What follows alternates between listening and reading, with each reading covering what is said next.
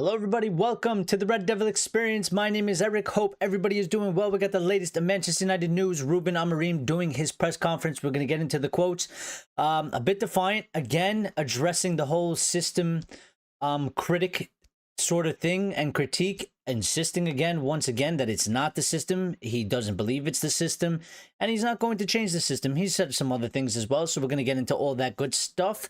We're going to do a little bit of a preview for the match tomorrow. We're going to discuss how we should line up, how we're probably going to line up, what that's going to dictate, and the magnitude of this match, because he's got to win. A draw ain't going to help, and a loss certainly will be very, very damaging. So, before we get into that, please make sure you smash the like button, because it helps the channel grow, and it is greatly important. Whether you're watching now, you're watching after the show, get that done. Hit that smash that like button for us, people. Please and thank you. And also, if you're new and enjoy the content, make sure you subscribe. Make sure you hit the notification bell icon so you don't miss a live. You get notified when we go live, and we're ready to go. I see Red Devil Radar is here, nice and early. Good, that's good. How you doing, buddy? How is everything? But let's just get straight into the show. Let's just get straight into Ruben Amorim's comments, yeah? From the press conference, he said quite a lot. So, he was asked on the Sunderland match, or about the game, and he said, it's going to be a really tough match. They're doing really well. When you see their games, when you see their games, they draw with one less player in the final of the game. They draw a point, and then they win in the final play against Brentford. I think the details are changing a lot the table. So we need to pay attention to that.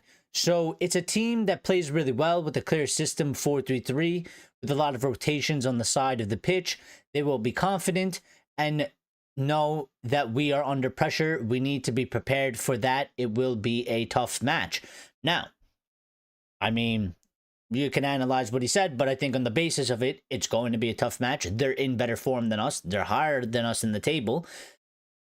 They have, I guess, what a lot of people would say, they have less talent, per se, maybe on paper. They've definitely spent less money, and they have less money than us, yeah? But with the way they're performing, compared to the way we're performing, they probably have a better put together team for themselves in general. And you know, he is, and that points out to the fact of, you know, what he said. I mean, they draw a point with one less player in the final minute of the game, and then they win in the final play against Brentford, and they're doing things like that, and that's why they're in the position that they're in the table. So it's not gonna be an easy match, but we're United, we're home, and we should be beating the likes of Sunderland, regardless of if we have a manager or not. To be quite honest, not to completely disrespect Sunderland, but we should be doing better than we are for the team that we have and the group of players that we have, even though I think it's a bunch of individuals running around. I think you're home at Old Trafford against a newly promoted team. You should be able to get the job done, and you should be able to get the 3 points. So, Red Devil Reader says, outside Man United doing okay, thanks. How about you? Well, I'm doing all right. It's Friday freestyle. Think of some things that you guys want to talk about. I'm just going to hit the press conference a little bit, and we could go off on any tangent you guys want, because that's what the Friday show is. It's supposed to be a little bit less so news driven and so Manchester United 100% focused. We can talk about other things if you want on this show. That is the point of the Friday show. It's supposed to be a little bit more chill, a little bit more relaxed, and a little bit more driven by the viewers and the community. So think of some things. If you don't got anything, feel free, throw them in the chat. But yeah, let me carry on with Ruben's press conference, so we get this out of the way and do a little bit of the preview of the match, and then we'll do a free-for-all. So Amorim continued talking about Sunderland. He said it's not just the table and the results, which are in the end what matter most, but it's the way they play. They have a clear identity, they have a very good manager, and they are a good team. Now, some of these things that he's saying today, I kind of feel like, I don't know, maybe it's me connecting dots that aren't there, or maybe it's just a bit of irony, But the way he's speaking, yeah, the way he's saying, you know, they have a clear identity, you know, they have a very good manager, they're a good team.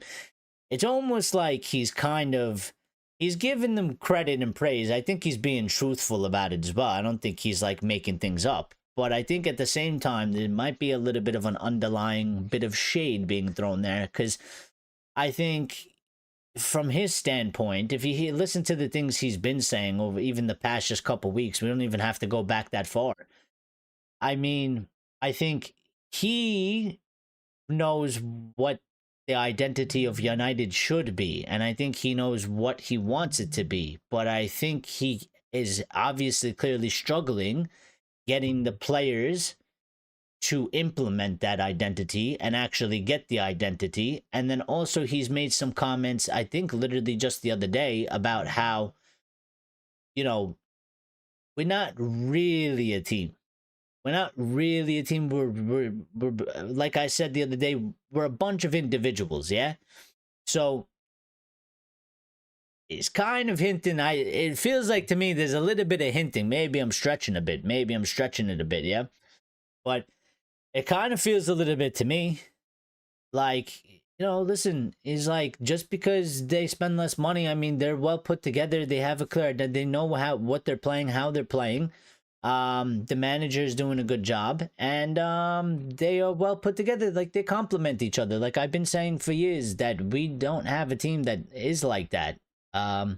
So he was asked about consistency as well, and he said on consistency, he said, we already talk about that. If you see during the 6 games during the season, we are not always the same team in small things. More in the way we play, all the effort that we put, the maximum effort into every single thing. I think it's not the same in different matches. We have to find that balance. It will change everything for us.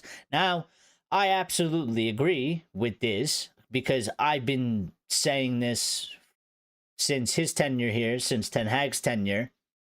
And you know what? Ali had it for a little bit, but he did lose it, which got him sacked at the end. But I mean, we don't, and it's quite clear and obvious. And the fans complain about it, and they're probably sick and tired of hearing Ruben, because they're upset about the results, and they're upset about the direction our football club is in, and how our season could potentially be hanging in a balance. So they might not be so willing to really you know, take these words on boards, yeah? Because I assume there's many people just replying, telling him that you suck as a manager, and to shut up.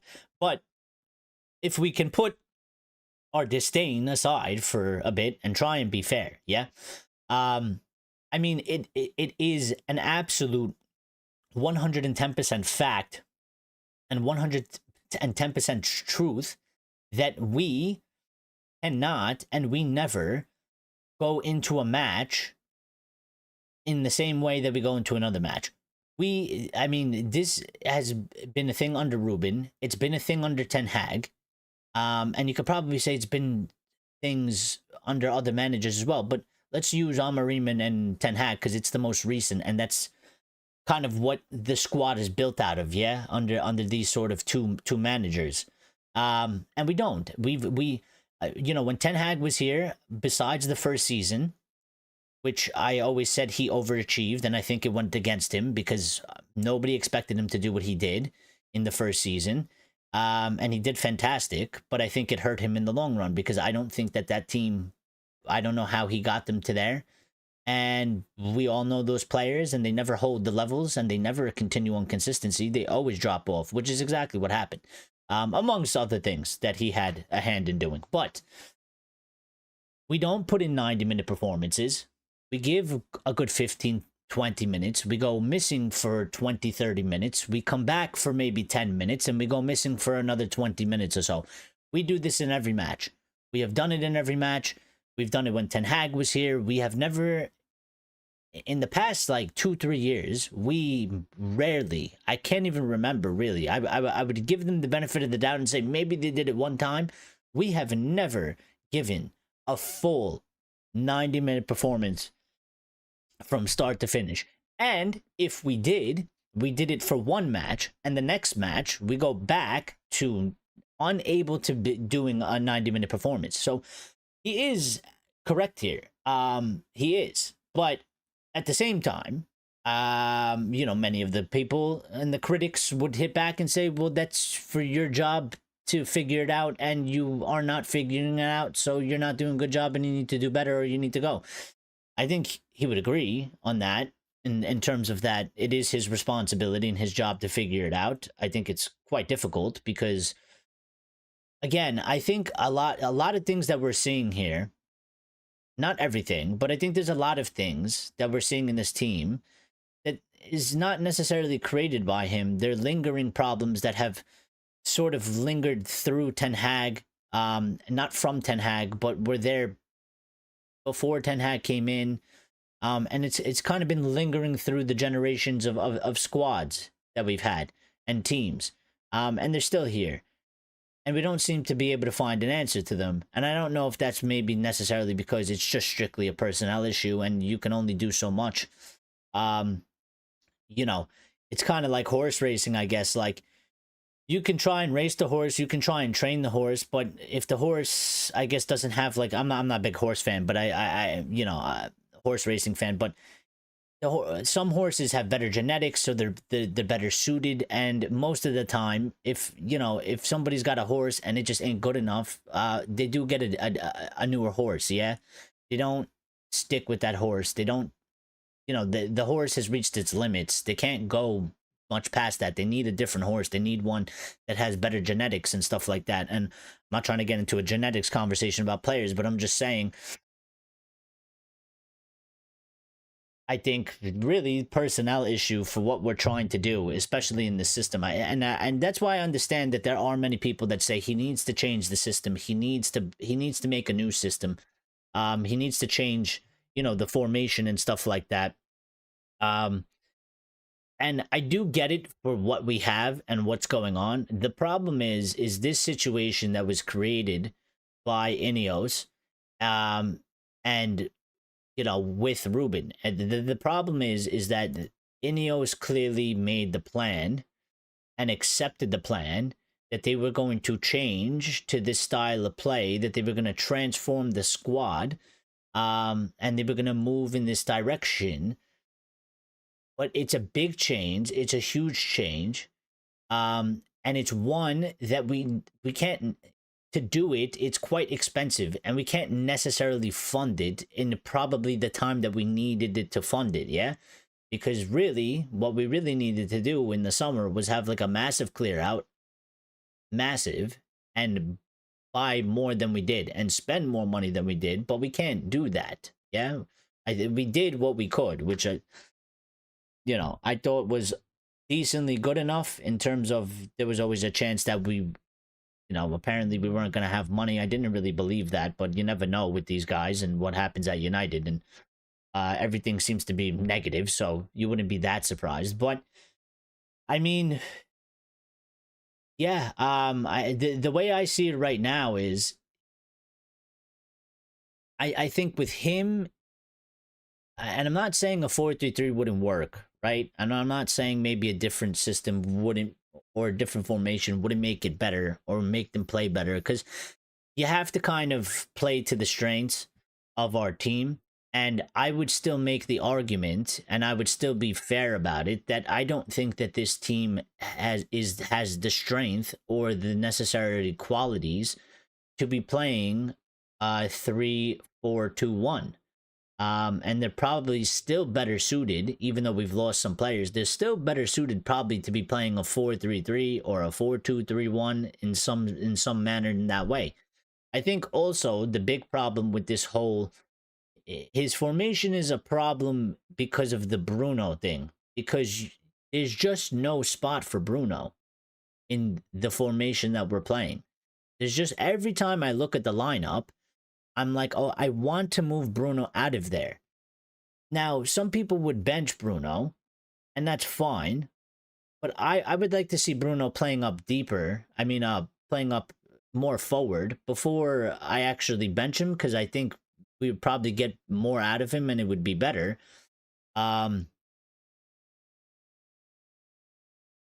And I just think that, you know what, while he has been petulant and, you know, all of this, he still has impacts on the game. And I think we got to use him. And I would, when you look at that lineup, there's nowhere to put Bruno because it's like I'm not dropping Embuemo and I'm not dropping Cunha to fit Bruno in there, and I'm not pushing Cunha as the striker to put Sesko on the bench so that Bruno can play the 10. You know, if we were to switch to a 4-3-3, you could have Embuemo out wide, Cunha out wide, and have Cunha come inside and drift inside, and you can have Sesko up top, and you have Bruno sitting behind the striker and playing closer to the striker, and then you have our two midfielders, which could be either, you know, Casemiro and Ugarte, or Mainu and Cass, or Mainu and Ugarte, whichever one you want to do. Yeah. And I think that would be the best possible thing. Jim D64 says, "Hi, Red Devil Experience. Just found your channel." Well, welcome. How are you, sir?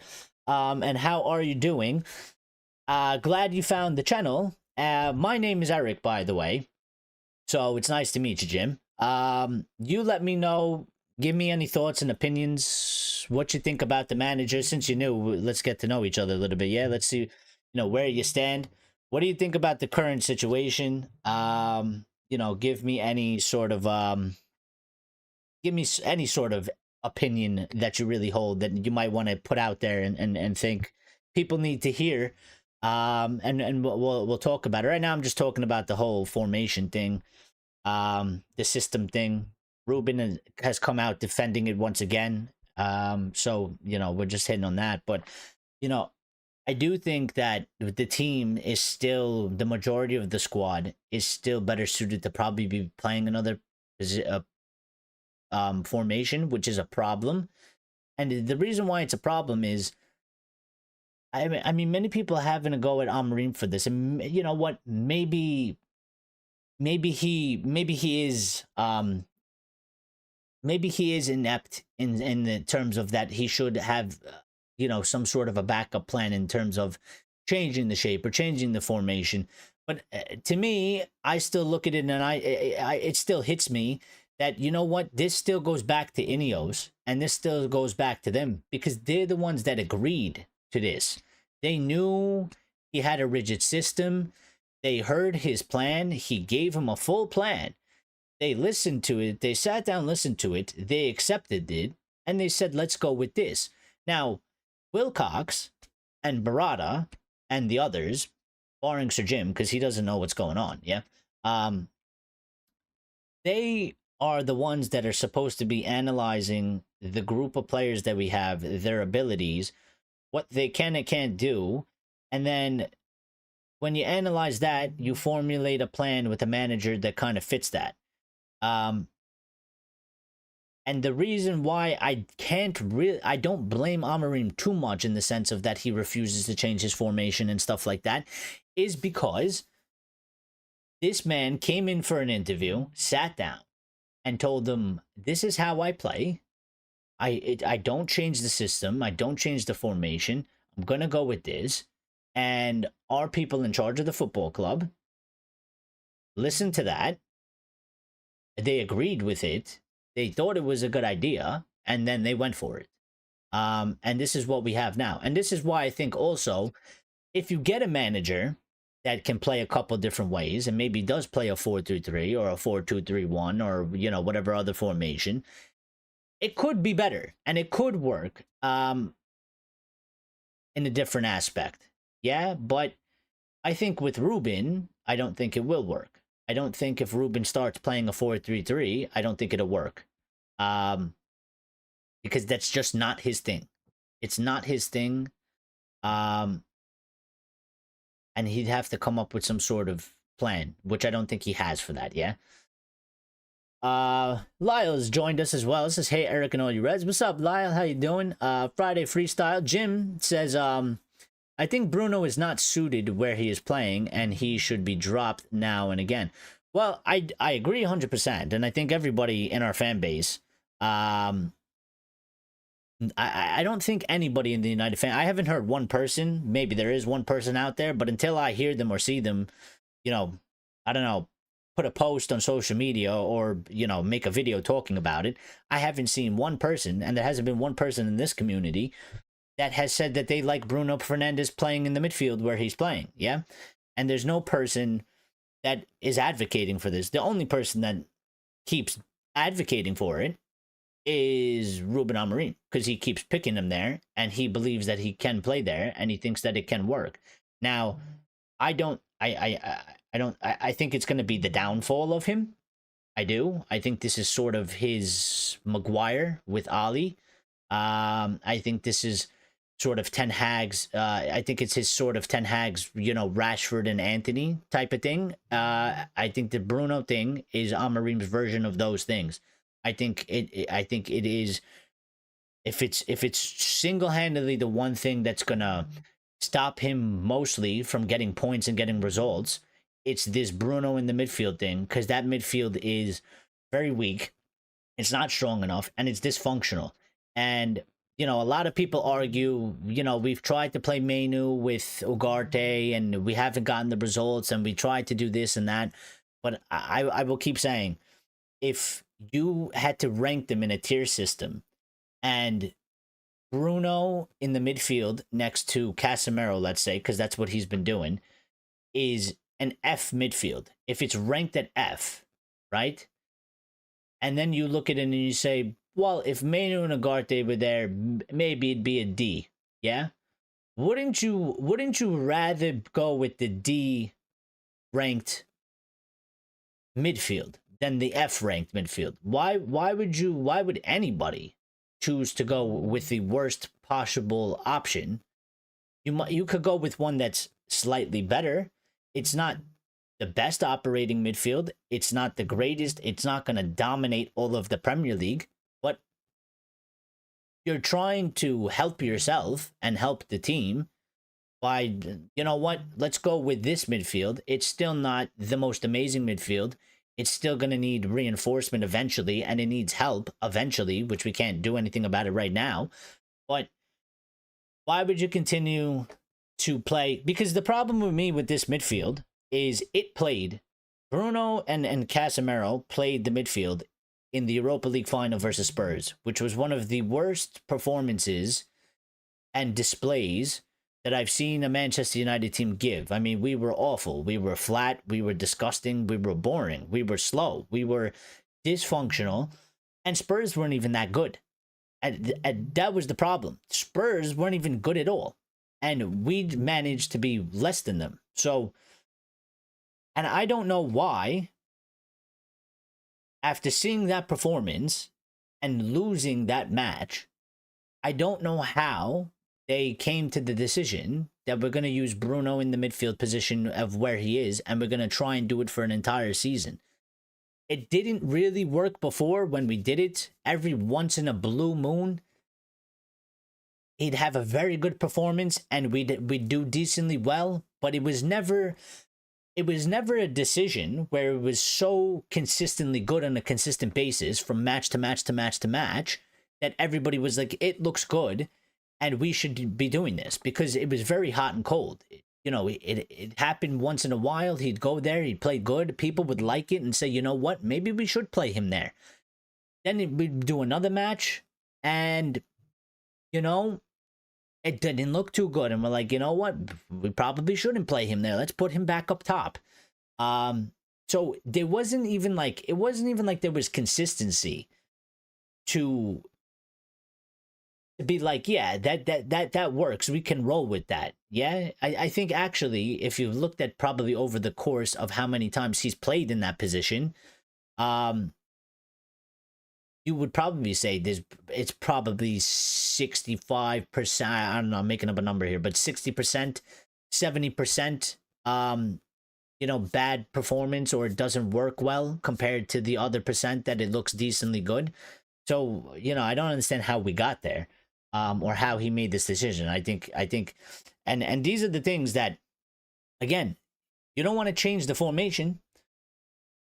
You don't want to change the system. But you can change some of the personnel, and I'm going to get into the personnel thing in a little bit. But I do agree with you, Jim. And on the other part, he should definitely have to be able to be dropped, substituted now and again, especially if he's having stinker, especially if he's having letting the team down. And we see many times when he's not, when he's playing very, very bad, he stays on for 90 minutes. And I don't think that you can have that dynamic in a squad that is supposed to be a team and that is supposed to win and be serious and compete and be competitive. I don't think you can have that aspect. Listen, you're the captain, you get some high responsibilities, and maybe you do get put on a little bit of a pedestal, but you can't become some type of god in the squad. Yeah, you know, like, people have lost captaincies. People that have been captains have been dropped from matches and lost the armband, even if it's temporary, even if it's only for a match or two. There's got to be a line for everybody. And when you sort of erase the line for one guy, I feel like you kind of destroy the cohesiveness of the squad, because then it becomes unfair. You make the guy that he's supposed to be the leader of his teammates, yeah, but the leader, that doesn't mean the leader is exempt from punishment. And if you do exempt the leader from punishment, then how do you expect the people that are supposed to follow the leader to feel like things are fair and give them a reason to follow the leader? And I think you get unrest, and I think you get pretty much revolt. And you get people stop listening to the captain and not listening to him and not, wanting to care about these things. And that probably goes back on the manager as well, because, I mean, he's not reprimanding the captain. He's in charge of the captain. He can make a decision in terms of benching the captain or dropping the captain for a match. And he's not doing it. So this sort of dissent then comes upon not only the captain, but also on the manager. Lyle says, I honestly think Amorim is pushing for his I told you so moment with his selections and system. It's taking forever to come, though. I think that he just listen, I admire the guy in terms of that, like, he has a belief, yeah, and he holds true to his values and beliefs. Yeah, he's not a guy that's flipping around really. When it comes to the system thing, he's not flipping around every week. He's stated this. He's stuck by it. I can admire that to a certain degree. Yeah, but at the same time, where I draw the line with him is it's the personnel that he's picking. Because again, I don't think that it would do any good for him to start playing some random formation that he doesn't clearly have a game plan for. Yeah, I just don't think it would do much. But I will argue, and I was sleeping last night, or I was trying to go to sleep, and I kept getting these thoughts in my head, and I was like, you know what? I was like, I'll say what I said to Ten Hag to him. He's got to help himself. He's not helping himself at all. He's not helping himself at all. I think really, in tomorrow's match, I think what would help him loads, and then obviously the result would be the biggest factor, but I think what would help him loads in this situation is start Lemons in goal, get Aiden Heaven on and get Luke Shaw out of there, forget the left foot shit, yeah? Just go with Aiden Heaven, get Euro back in there, get the lid in that back line, go in the midfield. And this is where I get stuck, because I just know he's not going to drop Bruno, yeah? I just know he's not going to drop Bruno, and I keep trying to figure out how you fit Bruno into the team, because Mbeumo and Cunha have to start. They have to play. They must be playing. And one of the things that keeps popping into my head when I say this is, I don't want to do this. I wouldn't per se probably do this, because I believe Sesko should be playing, and we spent a good amount of money on him, and I would like the guy to be playing. But to solve the Bruno problem in a way that's, I guess, realistic, for him because you just know he's not going to drop him, and you just know he's not going to, he's not going to not play him. What he would have to do is take Bruno out of that midfield, put him as one of the 10s, put Cunha as striker, I guess, and have Mbeumo as another 10, and play with a front three of that, and have Sesko on the bench, and have Sesko come off the bench as a substitute. And then play Meno and Cass, or Meno and Agarte. But something to that degree. He's got to change some of these players around. I still don't understand the Lenny Euro thing. I don't understand why Lenny's been benched. I don't think Lenny's done anything wrong. I think Lenny's done actually quite good, especially if you compare Lenny to the way Maguire's been performing in the past couple of matches and to the way Luke Shaw has performed in the matches that we've played so far. I think when you look at it, I would probably rank the defense in De Ligt, Euro, and then everybody else is under them. So I think he should, in the terms of where he's at, he should probably go for it a little bit. Throw Aiden Heaven in there, put Lemons in there, get Bruno out of there of the midfield, put Ameno in there, see how it goes. Give sort of the fans, a little bit of what they want to a certain degree. And if it works, it works. If it doesn't, it doesn't. And people can be like, well, listen, we still lost. He tried to change things around. And maybe they focus the conversation a little bit more on not him, because it's like, well, at least he's trying to change things around. He's hurting himself because he's not changing the system. And we know that. And I don't expect him to do that. But he's not changing any of his selections. And he's continuing to play the players that are not performing and they're not getting the job done. So I think the problem that he has with the problem that he has with Bruno playing the 10, and I think why he's shifted Bruno into the midfield, is because the 10s are not central. They are not narrow players. They are pushed out wide, right? And then they sort of invert, but they need to be wide players at times. They need to be able to run the line. They need to be able to take on defenders.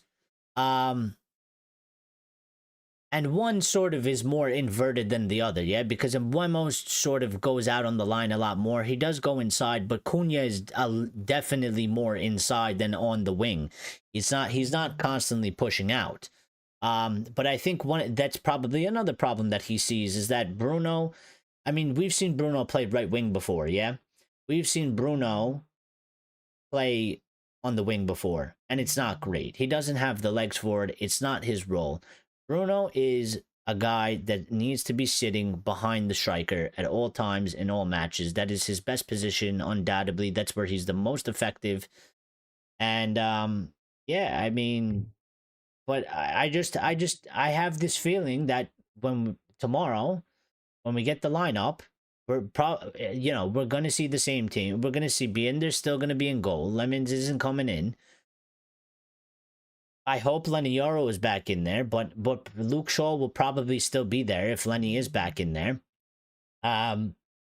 Bruno's probably still going to be in the midfield. Casemiro's back, so we're going to see Bruno and Cass. And then our regular front three, I think the only change really that's going to come is, Cass back into the team. And Diallo probably at wing back, which I would be playing Diallo at wing back. I think he can play that position very well. So, guys, make sure you smash the like button, please, and thank you. It is important to the channel, so get that done for us. We greatly appreciate it. Lyle says it's commendable, but he has to be versatile too to tweak it at least. Well, that's what I'm saying. He's got to help himself just a tad, just a bit. I mean, it's one thing if you're not going to change the formation or the system, but if you're going to keep picking the same types of players in the same positions, that's clearly not getting you good results and good performances or any consistency. I mean, he just spoke about consistency. And he, but he speaks about consistency in a different way. He says all the effort we put, the maximum effort into every single thing. I think it's not the same in different matches. We have to find that balance. It will change everything for us. It will. I don't think he's going to be able to do that because I I don't see these group of players being able to do that. They haven't been able to do it for at least 3 years now, and 2 different managers. They don't give the same consistency. This has been a problem at United for quite some time. We play to a high level when we play a Chelsea, a Liverpool, Arsenal, etc. When it's a big game, and we go play a match like we're gonna go play tomorrow against Sunderland, and we piss about, and we don't match the intensity. We think it's a walk in the park of some sort, or we can't really be asked to be playing in this sort of match because it's a smaller team. It's boring. I don't know. They give off vibes like it's boring. Like they can't be asked to be playing this match because it's like a nothing match to them. Like and I don't know who they think they are, because it's not like they're superstars. It's not like they're winners, but they give up that type of vibes. And then we get outplayed, because I tell you what, and here's the key thing. Tomorrow, when we play the match, we will lose the match if we allow Sunderland to be hungrier than us, faster than us, more determined than us, and just stronger than us. Like basic principles. Like if they outwork us, if they outmuscle us, if they want it more, they're going to beat us, and we're not going to win the match. So our players can't have the mindset, or they can't go out there thinking, we're home and it's Sunderland, and this isn't really a big match, and I'd rather, be doing something else or whatever, or taking it easy, because Sunderland are coming there to win. They're on a good roll. They're in a good position. They know we're a bit inconsistent and weak, and they're gonna try and hit us as hard as possible. They're gonna play to their players' maximum level and effort, yeah? And we will lose that match if we do not give our maximum effort. What we need is to go out there and have the players with the mindset of they need to pretend and they need to trick themselves like they are playing Liverpool, like they are playing a Chelsea, like they are playing an Arsenal, and that they're not playing a Sunderland. Because when we play these matches, they give the intensity, they put in the work, they battle. But when we go and play a Brentford away, or we play a Sunderland, or something like that, they think that they're going to be able to, roll through these teams. And what happens is they get outplayed, and they get embarrassed on the pitch, and we lose the match. We lose the match. Lyle says he could also play a split striker system, which keeps the system but changes it to a midfield 3.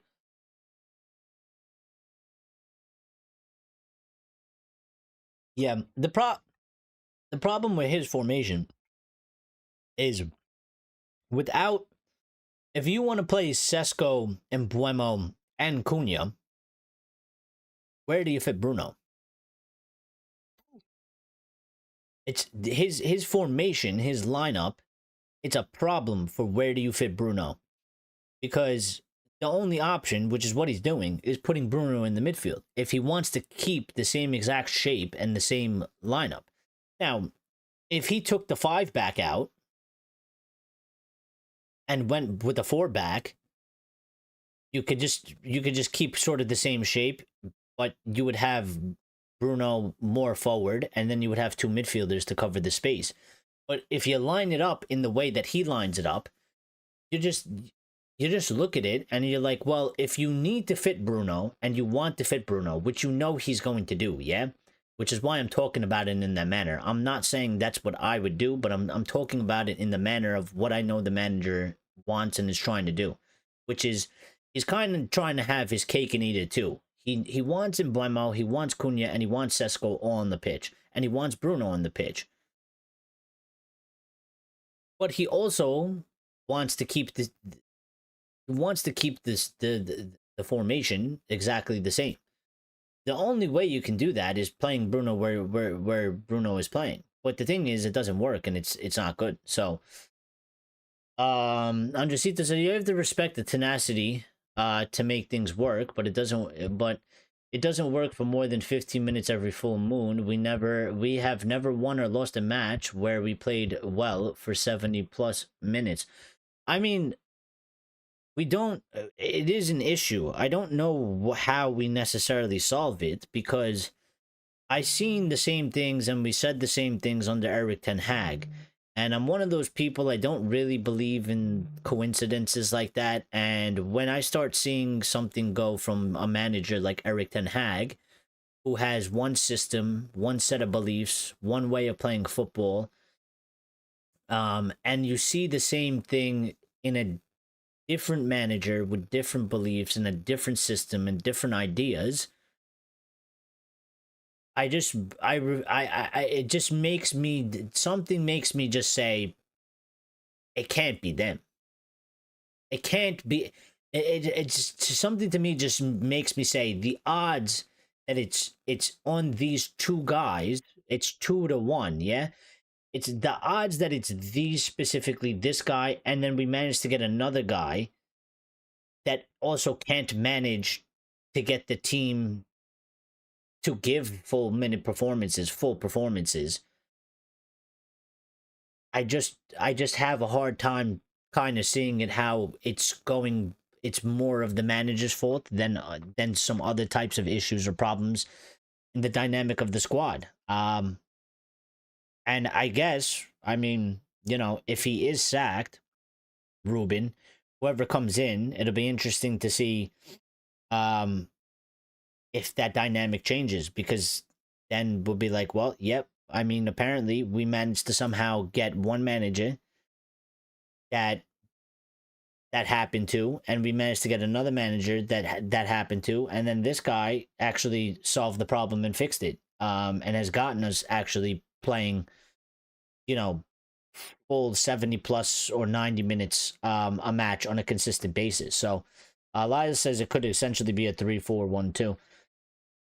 Yeah, and I think he can do something like that. He probably should do something like that. I mean, I know the shape changes when we have the ball compared to when we don't have the ball, and it changes on the pitch anyway. But again, it's more about the personnel, yeah, because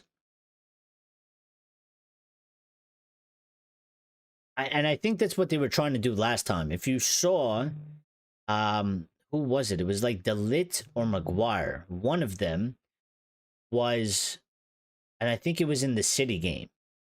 It was in the City. It was in the derby against City. It was one of them was, and I believe it was was it Delit or Maguire? One of them was pushing, or it was a Euro. One of them was pushing from centre back into the midfield, and they would. So essentially, the shape was changing. Basically, it was becoming either like a 2 back, or it was a 3 back with one of the wing backs staying back and one of the wing backs going up, and then one of the center backs was going into the midfield, and Bruno was pushing up higher. So it was like we then ended up with sort of a 3 or 4 back, two playing defensive mid in a certain sense, Bruno playing up more, and then having our attackers. But I don't really like that, because I think I think that tactic is a bit weird. I think it's a bit weird, and it didn't really work, right? Whoever was pushing out of that center back position to cover Bruno's position in the midfield. I mean, we're having one player doing two different jobs. We're having one player playing defense and playing midfielder. He's kind of like a sweeper, pretty much. But I, I don't really. I mean, it didn't work, and it wasn't great. So I don't think we can really do that. I think. I think. I don't know. He either just forces it to work somehow, or it's just or he's gotta go. Which I think is where we're heading to. Let me hit a couple more of his quotes. Because I don't want the show to run too long. Make sure you smash the like button, people, please, and thank you. We greatly appreciate it. Amorim was asked about the criticism that he faces or has faced, and he said it's normal. We cannot run away from the results, and then you have the baggage from last season. Last season doesn't matter to me in relation to the system. We have already spoke about that. We had 6 games this season, and we have lost 3. And if we lost against Arsenal because of the system, it's your job to make the opinions. So he's hit back on the critics again. I mean, he is very, very adamant that it's not the system. He doesn't feel it's the system, and he's not going to change the system, and he believes in the system. So, um, he also said that the way we concede goals, create chances, that is nothing to do with the system. That is my opinion. I'm not saying this team will do better in a different system. That's not my point. My point is, if I look at the games we didn't win, the most important thing when I watch the game is not we lost because of the system. That is my opinion. Then people have different opinions, and that's okay. Now, I wish when he was making that quote, I wish he went a step further and explained, because I think he cut his statement short there, yeah. And I don't think I think he didn't do himself. I think he could have went one step further, and you know, I think he could have been like, it's not the system. Uh, like when he says the way we concede goals and create chances, that is nothing to do with the system. That is in and then he says, my point is, if I look at the game, the games we didn't win, the most important thing when I watch the game is not we lost because of the system. I wish he went into a little bit more detail and put out the points as what was the most important things, and listed them right there in that sentence, because I feel like he cut himself a bit short. Because then he just jumped to saying, it's my opinion and you have different opinions, and that's like sort of the end. I think he should have went on to kind of listing those things, and making it quite clear what he's exactly looking at and why that's leading him to not thinking it's the system and the things that he believes, and kind of pitting them against each other and leaving it for people to make their own sort of opinion out of that. But I think he cut himself short on that. I think he should have went into a little bit more depth there. Amorim was asked about giving belief to fans. He says it's not the time to say, it is not the time to say, it is the time to show, which I think everybody can agree on that. He said, I can look at the games this season. For me, they are completely different. There are some things the same, some are different. There are other things we cannot change. In other games, we are not the same team in some details. I have nothing to say in this moment. My job is to prepare the team. So I guess he kind of feels like he's a bit tired of talking as well, which is fair enough. We've always said players, manager, whoever it may be, in professional sports, the cliche saying is do your talking on the pitch or on the field, depends what sport you play and where, what country you're in. But yeah, I mean, do your talking on the pitch. And I mean, I listen, he's done a lot of talking. He's said a lot of things. He's done so many interviews. I think he just literally did like 3 this week that have come out. Press match conference, an interview with United, an interview with Owen Hargreaves. He's done a lot of talking. I don't think there's much more that he can really say. I don't think there's much more than you can really ask the guy. I think all that's really left is for him to figure out or see if he can get these players to perform to the levels we need them to perform and get the results that we need them to get, and everything else just follows. Yeah, I mean, if he can get them to be playing good and putting in good performances and getting good results and getting 3 points, everything else just follows and it's as normal. And the results, 3 points, positive displays, gives belief to fans. It gives beliefs to the players. It gives belief to the entire club. So there's nothing really that he can really say to us to give us belief. The only way that the fans are going to have belief and get belief back, because many fans have lost belief in him and in this team, is by them going and winning matches, football matches, and playing good. So yeah. Again, he was asked about the system. Somebody else asked him another question about the system. And they said, Amorim said he said the system was disjointed against Brentford, but you cannot say one thing doesn't work when it works one weekend, when things work one day and the other doesn't. It is something about the way we do the same thing. We need to do the same thing in the same way every way, and we are not doing it the same every day. Some of you guys have different opinion. but that's okay. And on that, I think he did a good job in terms of trying to sort of nail down why he keeps saying it's not the system. I still think he could have been a little bit more specific, and point out some more views instead of being a little bit, instead of just saying, when we do a thing one way and it doesn't happen the next time in the same way in a different game, be a little bit more specific. What are you talking about? Passing, the movement of players, positioning. He could have went into a little bit more depth, but I do agree with this because, Ten Hag talked about repetition. Managers talk about repetition all the time. And actually, there is a quote from, if you want Oliver Glasner, yeah?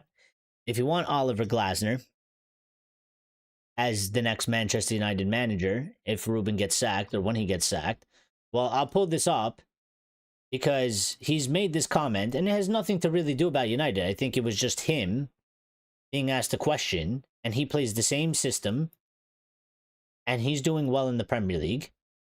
And this is the quote from Oliver Glasner. And he is a manager that Manchester United fans say they would take if Ruben Amorim is sacked.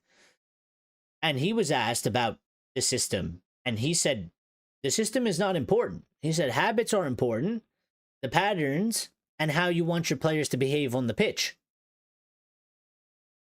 Right? And I do truly believe that, because we've had Ten Hag used to say these things all the time. Ruben says these things. You got another manager in the Premier League that says these things. I think Pep has said things like this as well. So that's why I don't really think it's necessarily the formation system. It might be creating some problems and issues, but really, at the end of the day, I think it's about personnel. I think we had a personnel problem under Ten Hag, and I think we have a personnel problem with Amorim. I don't think that they are capable of being consistent. They haven't been consistent. And I think probably some of the issues, we've pointed it out before. We've said on numerous times, when we play Chelsea or we play Arsenal, they put in maximum effort and give a maximum performance to as long as they can. They fight as much as they can. We go into the next game, they don't do the same shit that they just did against Arsenal. They don't play to the same intensity. They don't play to the same levels. They don't complete the same passes. They don't make the same runs. You can't have that. And I guess maybe that's the manager's job to manage that and get them to do it. But I feel like if you just have a certain group of players that are incapable of doing it, I don't know, like, it's that old adage, that old saying, like, you can get water to the horse, or you can bring the horse to water, but you can't make the horse drink the water. And football is a funny old type of thing that, a group of players that are supposed to be put together doesn't make a team, is not going to be successful. We've seen it with Galacticos, and we've seen it the other way. Like, it could be one way where the team isn't built good enough and the level of the players isn't good enough, right? They are subpar players. They are average players at best. But we've also seen the likes of, look at PSG when they had Neymar, Messi, and Mbappe, and they tried to do this Galactico thing.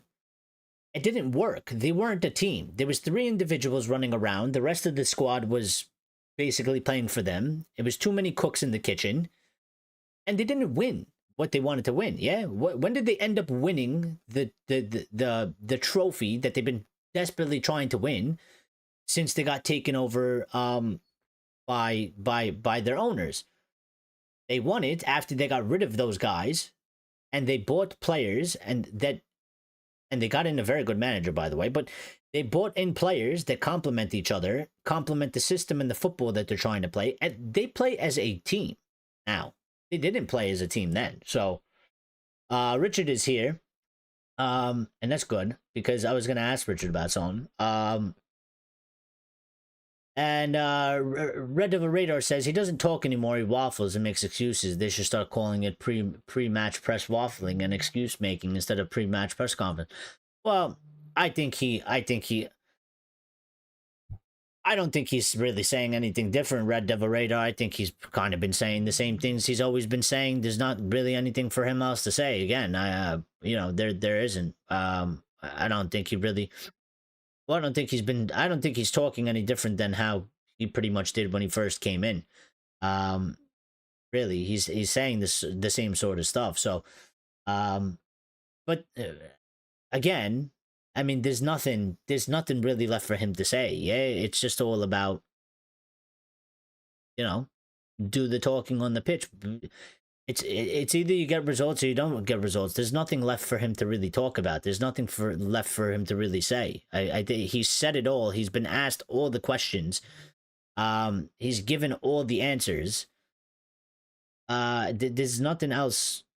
There's nothing else to say that's gonna change anybody's opinion. The only way that it changes opinion and fortune is if you're getting 3 points when we're playing the matches on the weekend. So he's got to do that. Mark Harry says Shaw and Maguire in the back three is not the future. Portuguese bias with Delo and Bruno is not the future. Binder in goal is not the future. Ignoring Kone, Cheeto, Heaven, Sackham. Well, I will disagree with you on Portuguese bias. I don't think that's really what's happening. I don't think we really have the personnel.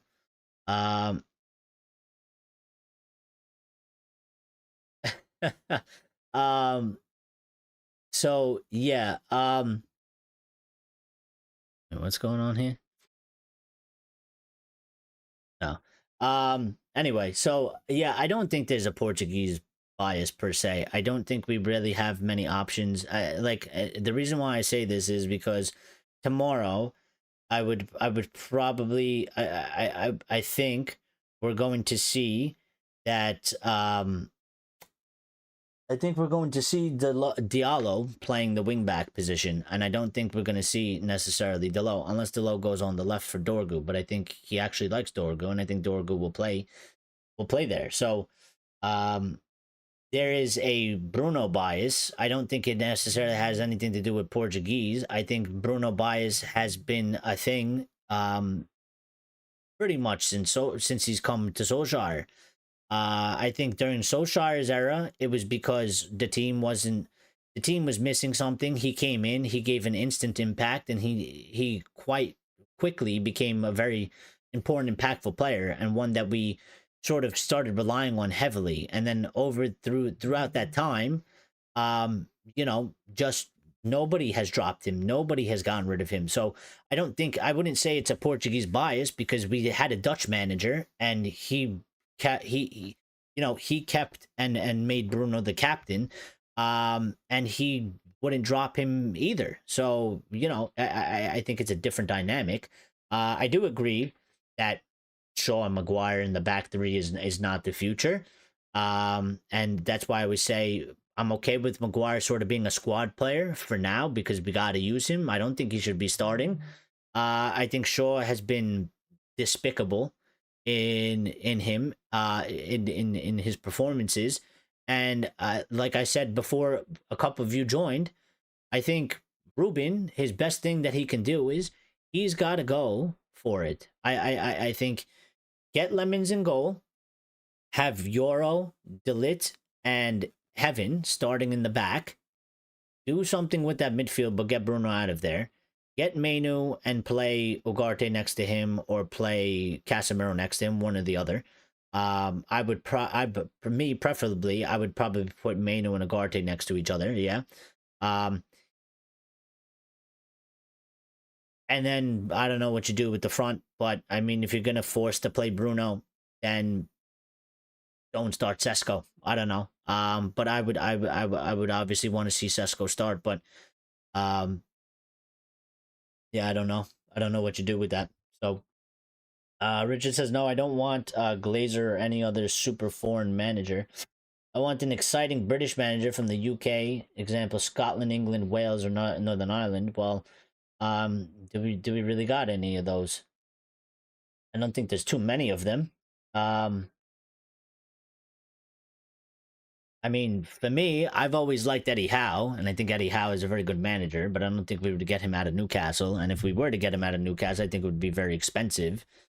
And maybe he wouldn't even do it. But in terms of like English, I can't really think of any sort of Scotland, England, Wales, or Northern Ireland managers. Um,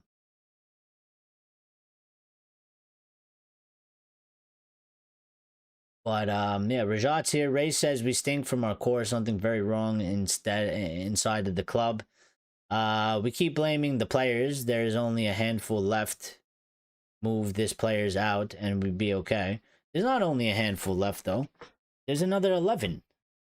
There's half the squad is still here. In terms of who we bought under Ineos, we bought five. We bought 5 players. We bought another 4. We bought almost the starting 11. There's another 11 players. We have a 22-man squad. So essentially, we still have half a team. Yeah. Essentially, we still have half a team. Because if they bought about 11 players, they probably bought a little bit more if you count Leon and stuff. But I mean, he's not really in the squad. But yeah, we still have half of the team is still, you know, not the future or issues or something like that. So Richard says, if we have to play the system, play Maguire, Heaven and Euro in the back 3, move the lit to DM with Kobe or Ugarte, then that then allows Bruno to be further forward.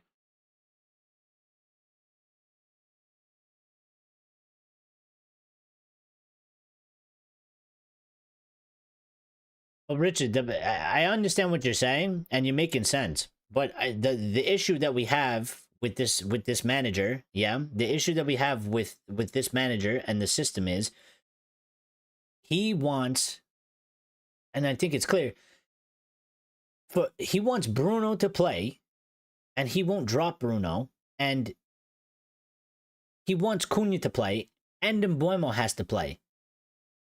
And then it comes to a decision of, well, you bought this striker. Are you just going to not use the striker? I mean, he's the only actual striker because Cunha is not really, he's not, like he can play maybe a false 9 sort of striker, but he's not Sesko. He's not a striker, yeah?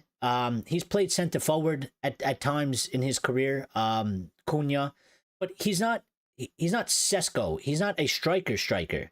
So when you make that decision, I mean, you can't actually do what you're saying because that's the problem that's happening. Is he cannot make the changes to get Bruno out of that midfield because he needs Bruno to play, but he also will not do anything that involves Cunha not playing, and he won't do anything that involves Mbuemo not playing, and I think rightfully so because I think they're probably the 2 best players that we probably got at the moment, and that's because they're new and fresh. But and then it's like then you sit there and at the end of the day, the real problem that you have is the real problem that you have is, would you make the argument to say we're not starting Sesko so that we can play Bruno as one of the 10s and then we're going to push Cunha as the striker? And I think many people wouldn't want to do that.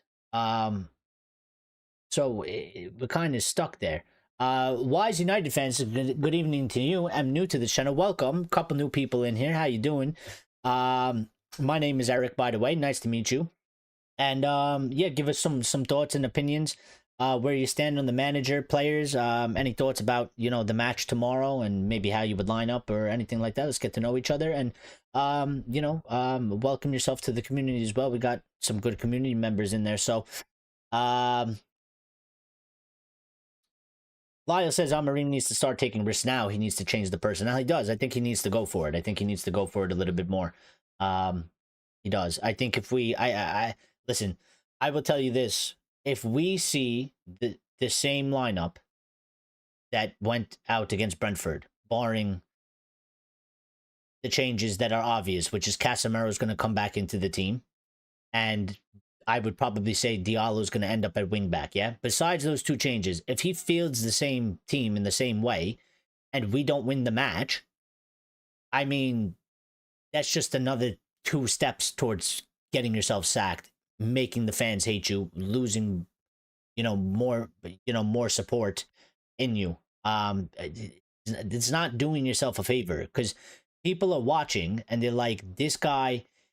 Again, I keep saying it's one thing if you don't want to change the system or you don't want to change the formation, but if you're doubling down and tripling down and going so far as to say, I'm not even going to think about trying to change some of the personnel around and shift them in that way to see and tinker in that way, you're not giving anybody anything to sort of back. You're not giving anything to anybody to show that you're like, he is trying to change things, it's not working.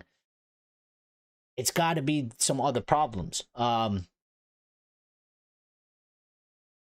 Red Devil Raider says, ignoring Heaven for Shaw is criminal. Agree. With Bruno being beyond Portuguese bias, there might be something in his contract, and also he has been our biggest goal threat since he joined us.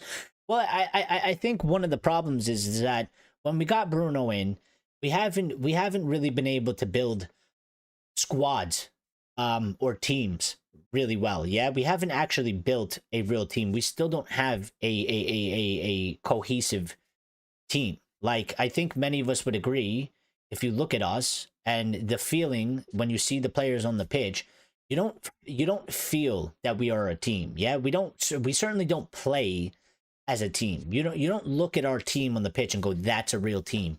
Look at the way they play, look at the way they understand each other, look at the way they're doing things on the pitch as a whole together. Yeah, we don't give off those vibes. And I think one of the problems is that when Bruno came in, I mean, he is a very sort of individual type of guy. And I think over the past like 3 squads, we've relied so heavily on this guy to be our main focal point. And it's not his fault because the club should be doing things to make it built up to his level. So he's not the only guy. But I think we've been reliant on Bruno Fernandes for what is it, like 6 years now? That we've sort of become almost a one-man team. I mean, my father says it all the time when he's like, he says Bruno is a problem because when Bruno plays like shit, we play like shit, and that's it. And if Bruno doesn't play good, then nobody plays good. And it is a problem because you can't be a one-man team. And I think that's kind of what we've been for quite a little bit, unfortunately, because it is quite true that, like, if Bruno plays like garbage and he's having a terrible game, there hasn't been an instance where the team actually steps up and kind of covers our captain's ass and gets a result out of it. It's usually if Bruno is playing very, very bad, the rest of the team is absolutely horrible and we don't get the results. So we rely very heavily on this man. And I think he might have a little bit too much influence in that respect. And I think, probably if he goes, we could probably focus more on a team aspect afterwards. But we would still have to do the proper processes of, you get the money in, you got to spend that money well, you got to make sure you cover the correct positions that the squad needs, and that the squad is kind of struggling with the inconsistencies in the squad, and try and get players that kind of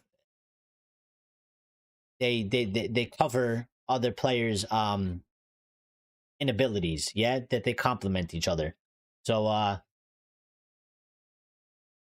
Lyle says Howe will get swallowed whole by now. I don't think so. I think Eddie Howe is I actually think Eddie Howe is a very good manager. And I think he's done a very good job in the English league at the jobs that he's been at. I mean, there's always a chance that he does, because this club seems to do it to everybody, and especially everybody that's been here. It's been swallowing them up. So I wouldn't say that there's no chance, but I wouldn't say it in the way of that, like, he would come and he would absolutely fail miserably, kind of the way how it's going for Amorim. I think he would do a decently good job. I don't know how great it would be, but I think, let's put it this way, I think if Eddie Howe came, he'd definitely be getting like a 60% win rate of some sort along those lines. I think he could probably do a job to that extent.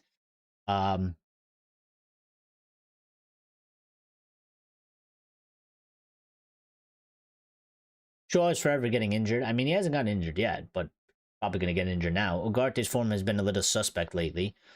Chad's here. What's up, Chad? Wise United fan says we have to stop putting Bender in goal. He is costing us points. We do. He's got to go with Lemons. He's got to make the changes that he's got to make. But I don't think he's going to do it. So,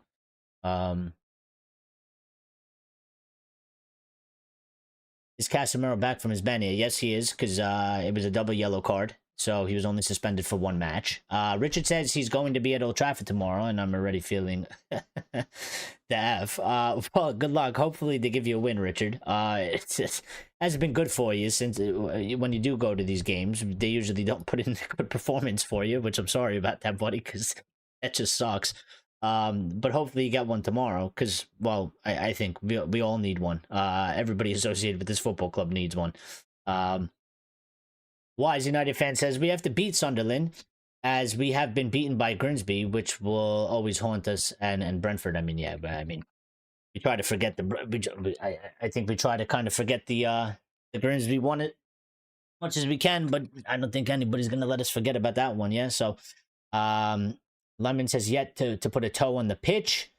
Elias says, I see the subscribers counts has gone up. It has. It's at 3,130. We are trying to get to 3,500. It has increased. But sometimes it's a bit slow. You had this thing here.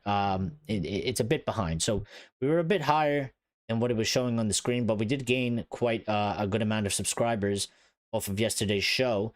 And off of today's show as well so far. So shout out to all the new people that have found the channel. Shout out to all the new people that are subscribed and are in the community. We welcome you here. We look forward to having you around conversations and becoming part of the family. Yeah. And Lyle has said drop a like, subscribe, and get into Discord. We do have a Discord. If you want to join the Discord, I will pin that message now at the top. So yeah, and there it is. It's the best way to stay up to date with us. I can, and we have very good discussions offline for when we're not live. We got many channels in there. We got other channels in that doesn't have to do with specifically United and football as well. So if you got Discord and you like Discords, get involved, jump in there. Everybody's welcome. Wise United fan says trouble with United. We can't kill off the teams with the third killer goal. We go 2 goals up, run out of steam, and then Bender concedes again. Well, I mean, listen, he doesn't put the strongest display, yeah, and he doesn't instill confidence, but we have much more problems than just solely Bender. I mean, sometimes we struggle to go 2 goals up. Sometimes we can only score 1 goal. Sometimes we can't even score a goal. The attack, the midfield, the defense, they're all messes. And it's all kind of to what Ruben's saying. Sometimes we go in a match and we do things in one match, and the next match we don't do the same things in the same way that we just did in those matches when we have to do the same things in the same way. Which, this is the problem. This is why we're inconsistent, because we are just inconsistent. Our players are inconsistent. They play inconsistent. They perform inconsistent. And I've said it many times when I keep watching a match, and I said it I said it in the match review at Brentford, after Brentford. If it's always something, and it's never the same thing. If it's not the attack can't manage to somehow score the goals in the match, then the midfield is getting destroyed. And if it's not the midfield, the defense is discombobulated. And if it's not the defense, the goalkeeper's making some fucking error in the back. Yeah. So, and it's always something different. It's never really, it's the problems are there, but in each match, sometimes the attack, we create chances and they can't put the ball in the back of the net. We lose that match. Then we go into the next match and it's like, well, we're creating chances. The attack is putting 1 or 2 goals, but now the midfield is not operating correctly. We're getting exposed in the back, and we're letting up a goal that we probably shouldn't be letting up. We're letting up an opportunity that is far too easy. And then maybe, you know, the goalkeeper makes some sort of mistake or something like that. And we lose the match in that way as well. So, Gray says, "Hey, what's up? 6-0 United win tomorrow minimum." Yeah, it's Grace just setting up us for failure. We'd be lucky if we, at this moment in time, we'd be lucky if we walk away with a 2-1. Rajad says, "Nah, Bruno is our most important and probably most consistent and definitely top 1 or 2 standouts since Sir Alex. He is. He's been the most impactful. He's money wise. He's probably been our best buy as well. But he's definitely been our most impactful player, and he's money for value for what we paid for him, for what we got back. He's been our best signing. Yeah. But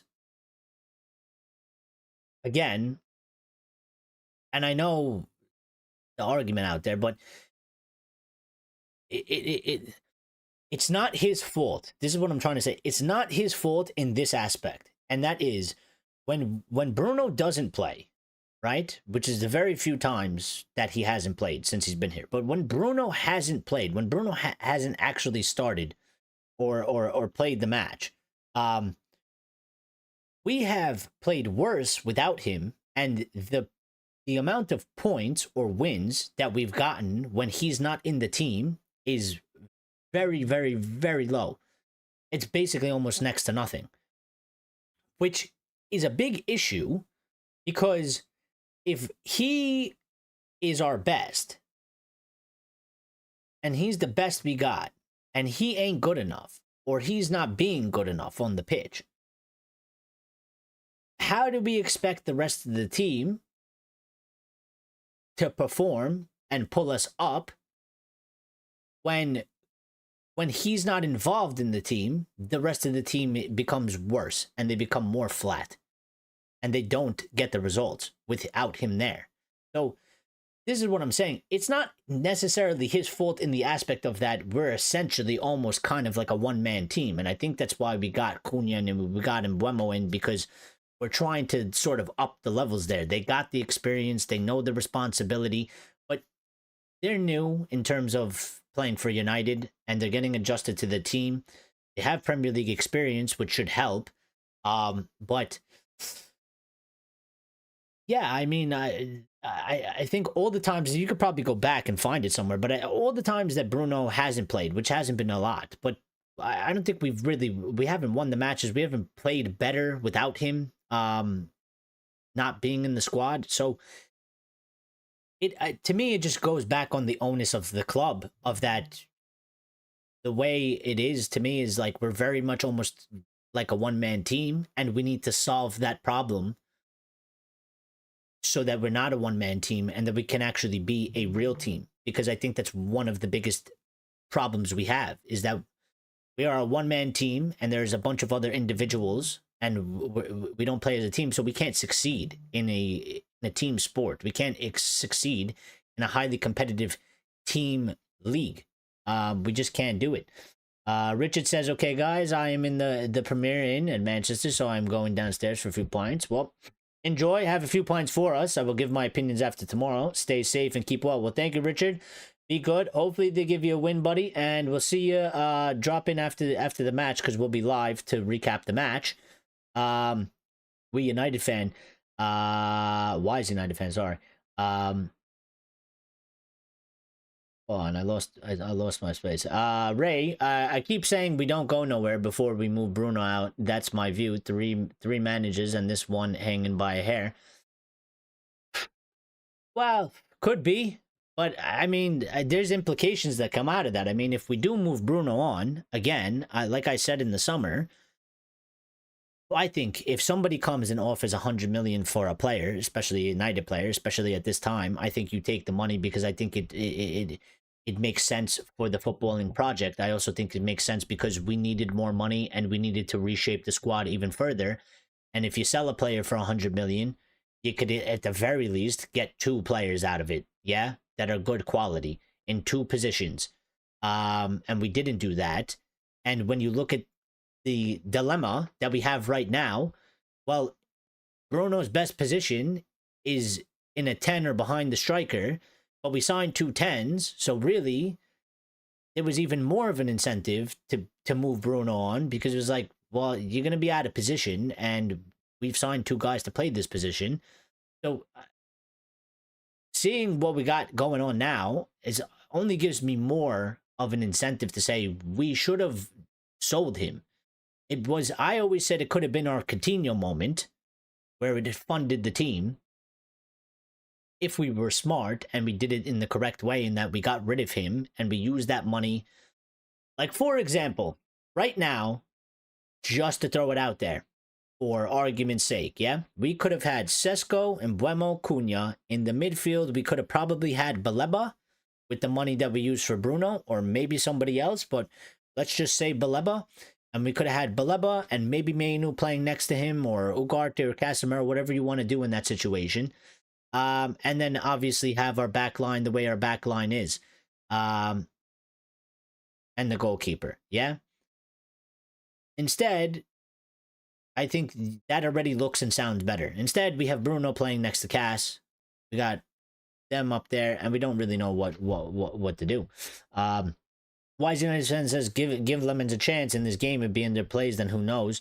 You don't have to be Sherlock Holmes to work it out. Larry Holmes can do that. I think he should. Again, I think he should. I think he kind of has to go with it to help himself out and give himself a little bit of a chance. He needs. Listen, I sound like a broken record, and I'm driving myself crazy repeating this, but it's one thing if you don't change the system and the formation. It's another thing if you're refusing to even change the personnel in the team, and switch some things around and give some other players chances. I mean, Ten Hag did the same thing towards the end. He refused to give Diallo more chances. He refused to drop Marcus Rashford. Even Bruno was having some difficult periods. He refused to drop Bruno. He refused to drop Anthony. He refused to drop Marcus Rashford. Ollie did it with Maguire, refused to drop Maguire. And some other players, like Lindelof and stuff, and kept playing them. And they all got sacked for these things. So, again, tomorrow, when I see the lineup, if it's basically the same one that just played against Brentford, and we don't maybe see a Lemons in goal, and we don't see maybe, a change sort of in the back with Heaven. I would like to see Heaven over Luke Shaw. And we don't see any change in the midfield or anything like that, that indicates that he is trying to tinker and that he does understand that, these players that I've been picking are not getting the job done, and we should probably give some opportunities to some other guys that are waiting for a chance. I'm going to be, obviously disappointed, but it's just going to indicate that, this is the way that it's going to be.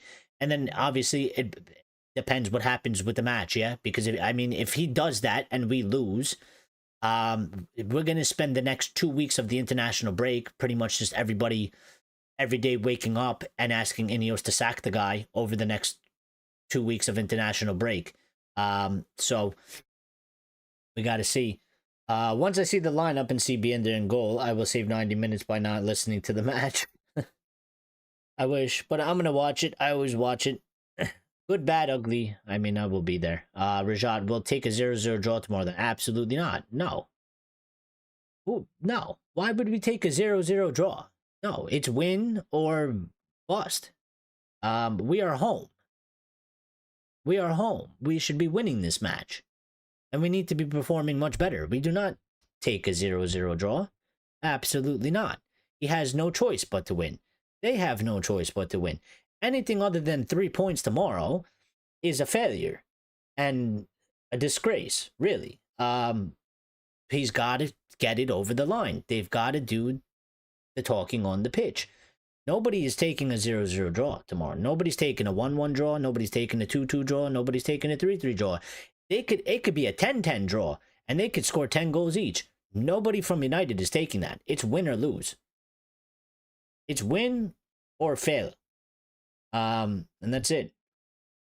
Wise United fan says, I was a young man before Onan and Bienda joined. I have now aged.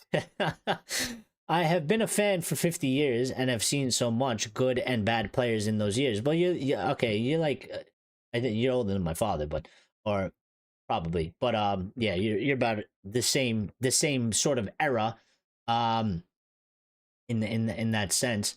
Um, so yeah, I mean I like you guys because you guys have been through a lot, yeah, and you've seen so many teams, and you've been through periods where United weren't so great, and then obviously we had the period which is the period that I grew up in and that I was born into and that I know the most of, which is the Fergie era, the Fergie period, and the winning era, and the dominant era.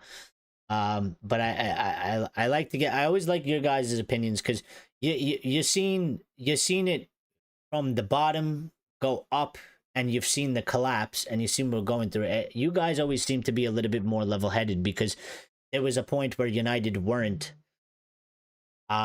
the top and the pinnacle, living through that era. And you guys always seem to have a much more level-headed sort of opinions about stuff, whereas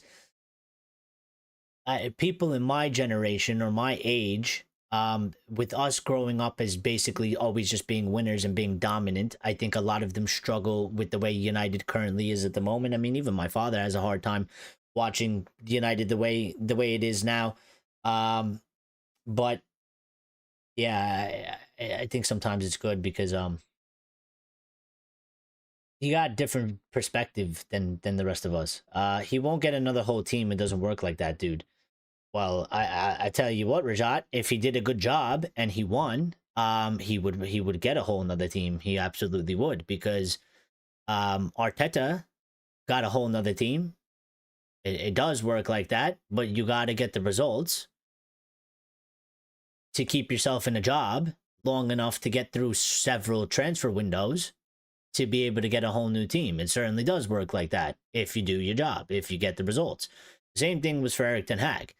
You got to give yourself the most and longest opportunity. And the only way you can do that is by getting 3 points and winning matches and doing as best as possible in the table from season to season and showing progress. That's not happening for him. So, for argument's sake, if he was to turn it around and and this season goes very, very well, he would be able to, he would be here for January window, which I don't expect us to do much, but maybe you do one transfer at the very least. And if it did do good, he would get another summer transfer window. And in the next summer transfer window, and depending, let's say we happen to finish in Europe, we should have a little bit more money. We should have a little bit more pull. We should be able to go and get another 4 or 5 players. That's basically almost a brand new squad, basically. Arteta did it at Arsenal. When Arteta took over, look at the team that Arteta played his first match with. Look at the team that Arteta has now. Arteta has been there for 6 years, almost, now. Yeah?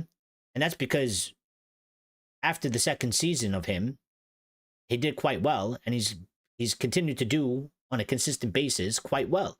So he's been there through so many transfer windows. He's gotten a whole brand new team. The team that he has now, and you compare it to the team that he had when he started, it's like night and day. Yeah? It's not even close. But that also comes from the club and the people that they have in charge at the football club doing the correct things in terms of having good directors of football and stuff like that, and bringing in the correct players.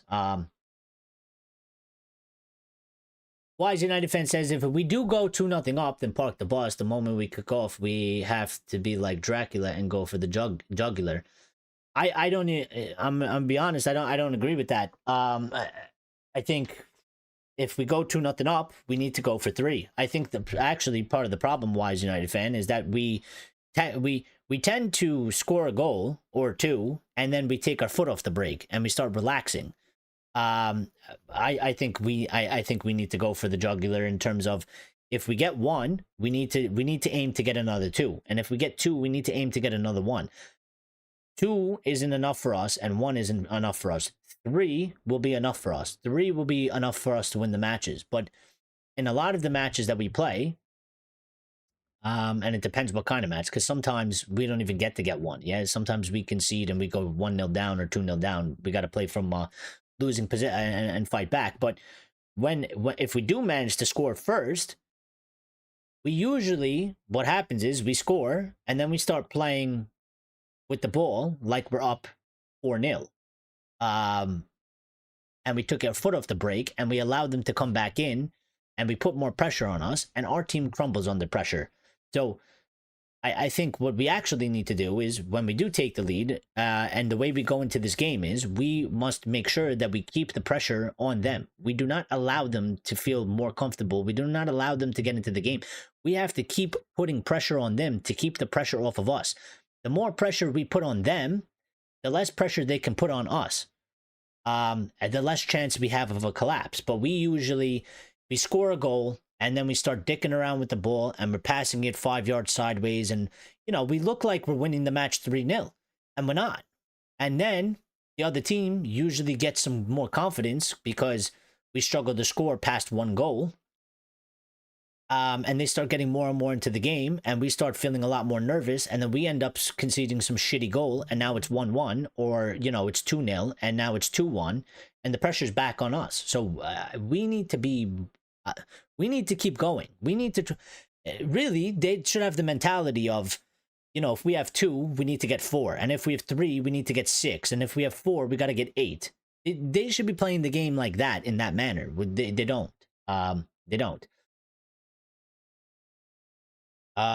This time start Euro, not bring him on as, I agree, he should be starting Euro.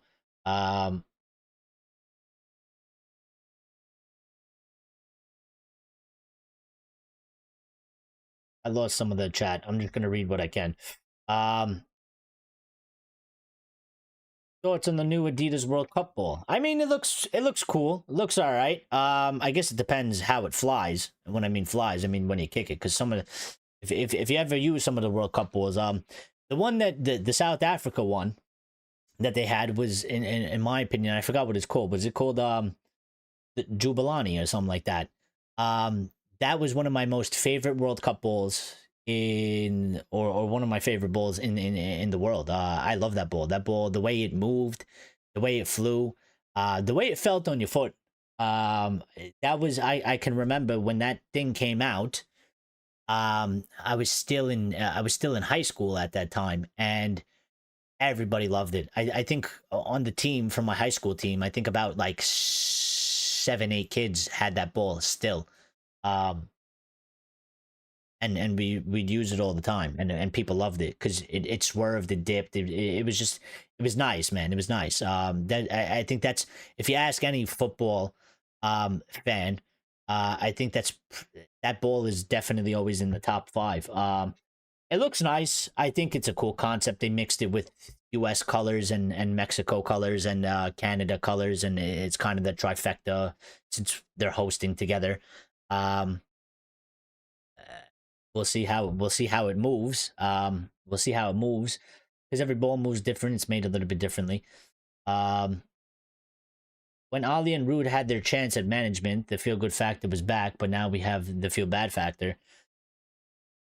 Yeah, but the testament to that is we can't just go off of vibes, yeah, because vibes isn't.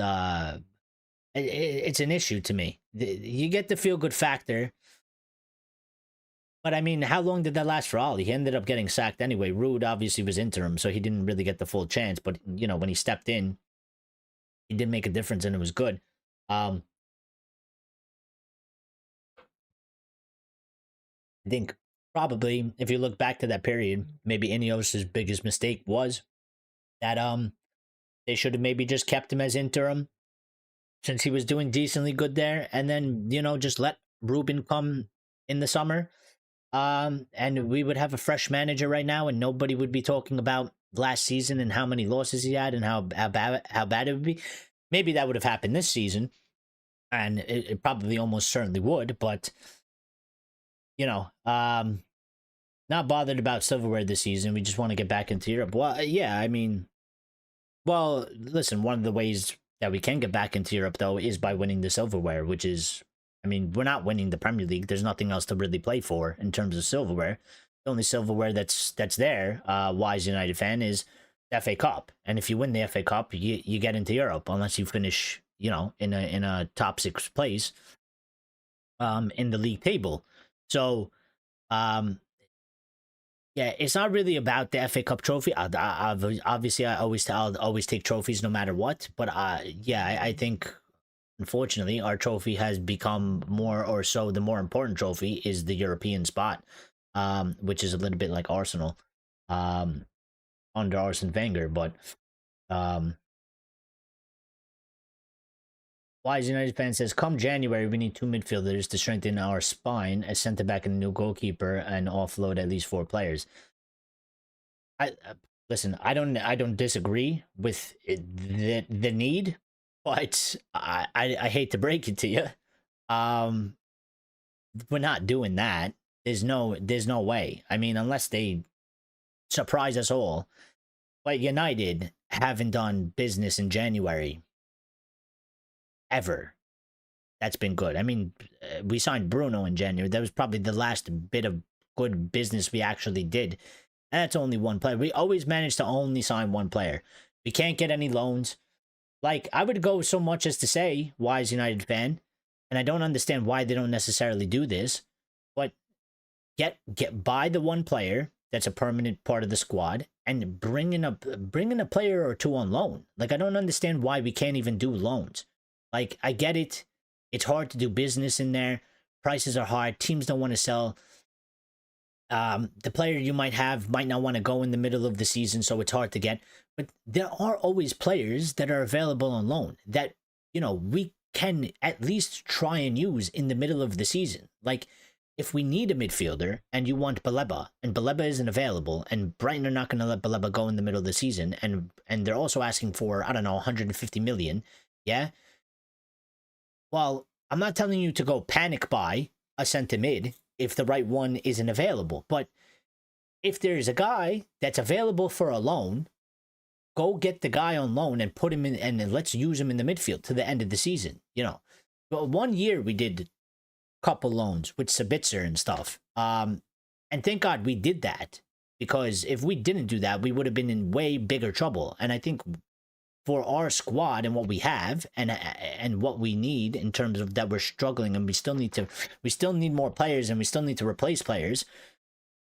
We should be doing like 2-3 loan deals at the very least in January and signing a permanent player. Now, I would love United to go and sign 2-3 permanent moves in January and make a strong statement, but we never do it, and I don't think we actually have the ability financially to do it as well. So it is a big problem. Score update, Bournemouth 0-1, but I think it's 1-1 now. I said 0-0. 0-1 if you read it the way it's written. Fulham were winning, but I believe it's tied now. Mount and Cunha is our two number 10s with Ben Sesko as forward. You would put Mount. So what? Rajad, what are you doing with Mbuemo? You're not gonna play Mbuemo? It was the Jubilani, yeah, Jubilani. Goalkeepers hated that ball. They did, because it moved insane. Which we loved. Obviously, if you're not a goalkeeper and you're the one passing the ball or striking the ball, you loved it. It kind of had like auto swerve on it, yeah. So, only thing about Shakira and Jubilani from the World Cup. What's your favorite Clint Dempsey United States men's national team goal? I don't know, Rajat. I can't remember. I don't remember those things. I'm going to be honest. I watch more of England than I do of the U.S. men's national team. Bournemouth have taken the lead 2-1. I'm seeing here. Bournemouth have taken the lead. I don't know what minute the game's in. But apparently they've taken the lead, and it's got to be quite late, yeah? I don't know what time. What's the time at? It is the 84th minute. Bournemouth have taken the lead against Fulham. So what does that do for the table? Matches. Oh. Standings. Well, if this stands, Bournemouth go into second place on 14 points. Obviously, the rest of the league has to play. And what does that do for them necessarily? So let's just say they can't go lower than sixth. Sunderland's on 11, Tottenham's on 11, Palace is on 12, and Arsenal is on 13, and Liverpool is on 15.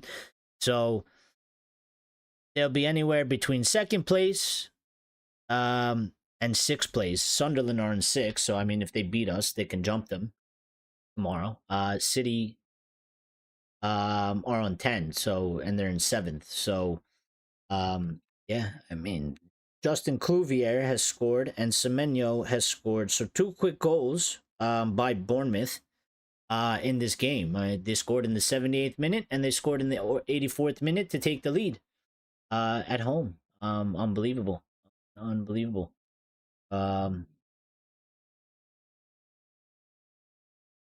Unbelievable. And that's why this league table is quite crazy, because Bournemouth are in second, and Bournemouth are Bournemouth are about to be in second, and Bournemouth lost both their main center backs. That's crazy as well.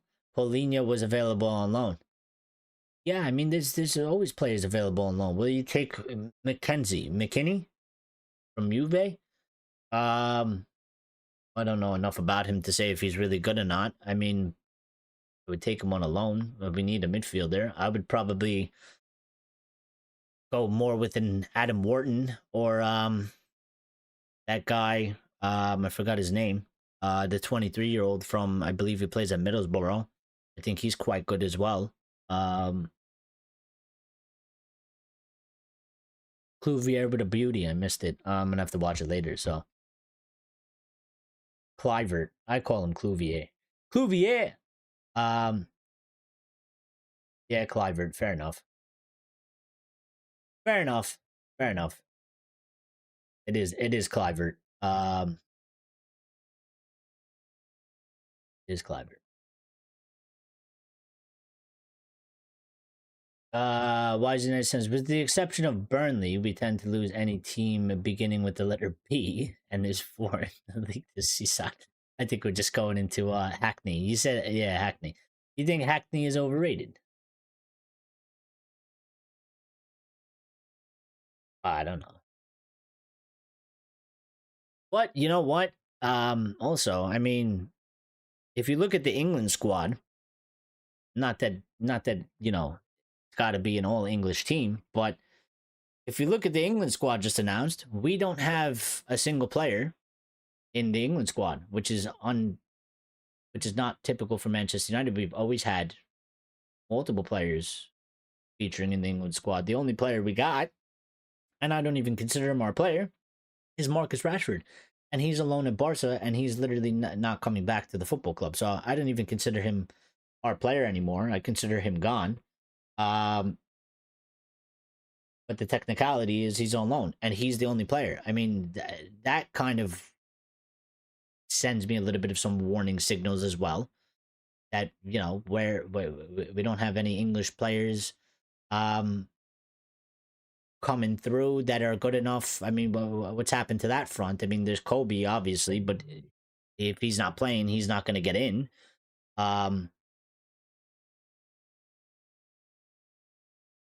But we've always had good English players, and they've always been in the England squad. And you look at it, and it's like Arsenal have, and now to be fair, Liverpool don't really have anybody in there either. But the difference is Liverpool are winning the leagues, and they're competing in the Champions League every year and competing for the league, and we are not. So it's a bit of a worrying sign for me. It is. It's not be all and end all, but it is just a bit of a worrying sign, because it is quite unusual for a club to not have representation in the English team. We've always had players there, you know, whether it's 5 or 2, or 3, or, you know, 6. We've always had players there. And I guess we've declined from that aspect as well. So Brentford lost in Buemo, but they still stung us. Their manager should be their manager should be Sting if they are called the Bees. that would be good. I mean, they lost a lot of their squad, which is why they were considered relegation. Yeah. or a good chance to get relegated. They lost their manager, and they lost more than just in Buemo. They lost a good amount of their players.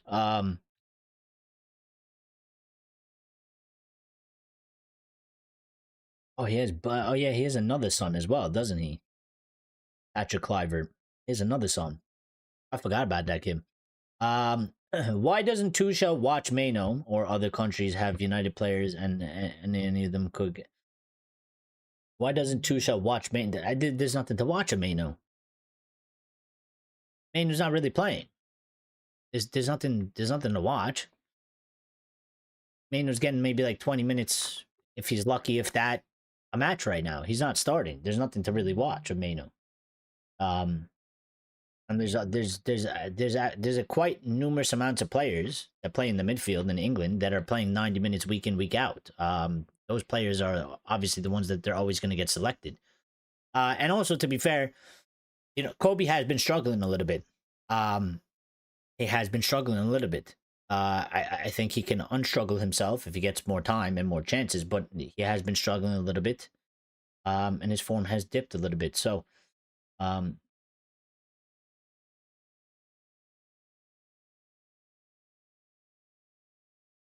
Blaze is out. We need to watch other teams for our well-being. In our team, I noticed that Bruno seems to be the only fittest player in it. But Bruno's just kind of a freak of nature when it comes to that sort of stuff. I mean, the guy doesn't really get injured ever. That he's always been like that. He's always been like that. From his time, from when he was playing in the Serie A to when he went to Sporting, his whole career. I mean, he's barely suffered any injuries. He's rarely ever missed games. It seems to be a genetic thing to him. I don't think you can really use that to compare it to the other players. Because he seems to be some sort of like a freak of nature in that aspect. We usually beat the bigger sides, but tend to struggle against smaller teams. Yes. And that's two aspects. Like I was saying before, we don't seem to turn up against the smaller teams. We also have a problem because the smaller teams give us less space, and we lack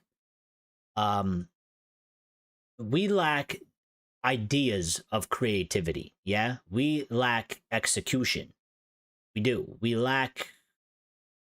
When we play the smaller teams, they play tighter, they play more defensively, and they play way more as a unit. They give us less space, and we are at times very uncreative as a team in terms of ideas.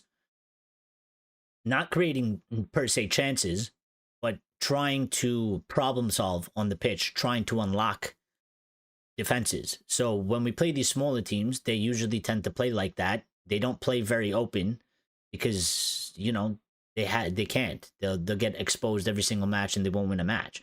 When we played the bigger teams, they go and play their football. They try to impose their game. They play a lot more open, a lot more attacking, a lot more with intent, which actually helps us because we tend to play quite good when a team gives us space. When a team gives us when the match is a lot more open, we tend to do a lot more better. When we play the smaller teams and they block up the middle and they stay organized and in shape, we struggle to figure out a solution to that. And that leads to us not being able to score. That leads to us getting frustrated, giving the ball away quite easily, opening ourselves up for counterattacks, and we end up losing the matches because we get counterattacked, we get exposed. They just, they're used to playing like that. They don't play where they get many chances on a normal basis. So they're actually a lot more clinical because they know that they're only going to have a few chances in every match that they play, and they got to take the chances, and they usually do. So,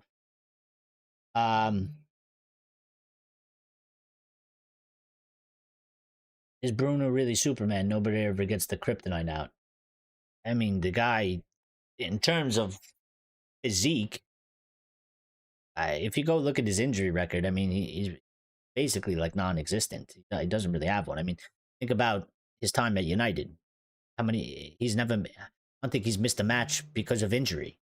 Maybe one match, maybe one out of, 100 that he's played or whatever, 200, however many matches he's played.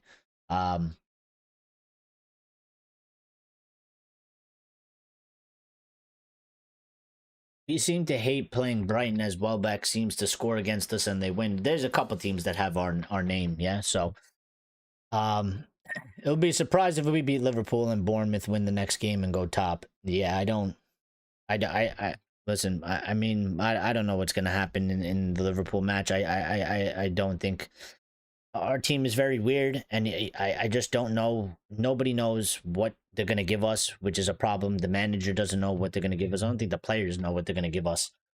um yeah, I seen that update, Lyle. I will go read it out. I was going to get to that literally just now. I seen that there's been some news been breaking out. So David Ornstein on NBC Sports saying Manchester United remain behind Ruben Amorim despite poor results. The squad supports him and he won't step down. If a change comes, Southgate isn't the frame. Thank God for that. Thank God for that. David Ornstein also said United remain committed to Ruben Amorim and the 40-year-old has no intention of stepping down. The club's hierarchy continues to back him despite the recent run of results. He is not planning to walk away from Manchester United. Both United and Amorim know results must improve, but the hierarchy still fully support the Portuguese for now, and the squad largely backs the head coach. It's interesting that he can say the squad largely backs who isn't backing the manager. So, I mean, the all credible David Ornstein has spoken. I guess that's where we're going to stand for now. Again, I kind of said, I know Ruben has said things where it seems like that he might walk, but I don't believe he will actually walk because I know it kind of seems like maybe he's given up, but I think he just strikes me as the guy as if he was to actually give up, which I don't think he's that type of guy to concede and actually give up. But I think if he did actually has already given up, then he would walk. He doesn't strike me as the guy that I think as long as you keep handing him opportunities, he's going to keep taking them and he's going to keep trying to go for them. And so he won't quit. You know what I mean? He won't quit. I don't think he'll walk away. Bournemouth 3, Fulham 1, Semenyo 95th minute. Well, that's crazy. Good result for them. Good result for them. Good on it.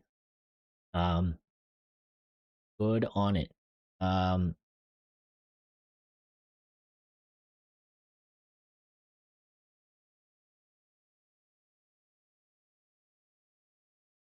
Just looking to see if we see anything else here on online.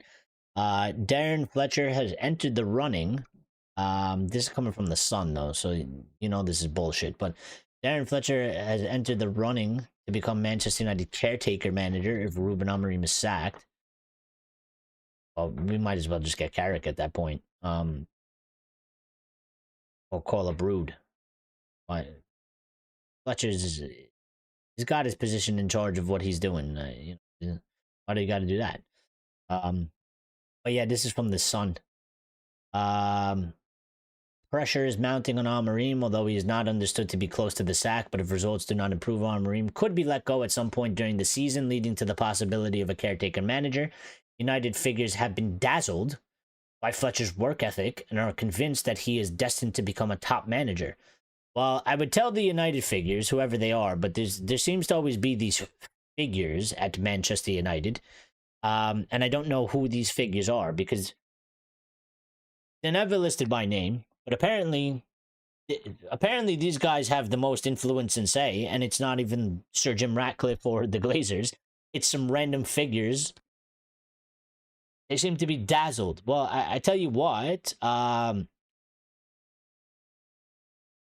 there's a reason why he's like dealing with the youth team right now, and he's not managing, I don't know, a championship team or managing a club in the Premier League, and that's because he hasn't gone through the proper process.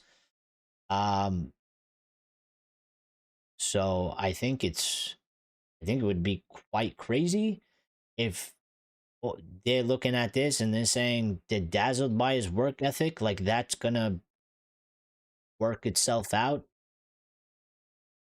As an interim, I guess maybe, but I think even at that point, if you're gonna take an interim, I think Carrick is more suited to be an interim than Fletcher is. And there's probably some other managers out there that is definitely levels above Fletcher at this current moment in time. And I'm not trying to throw shit on Fletcher. He could become maybe very good, but I just don't think he's gone through the processes of his career yet.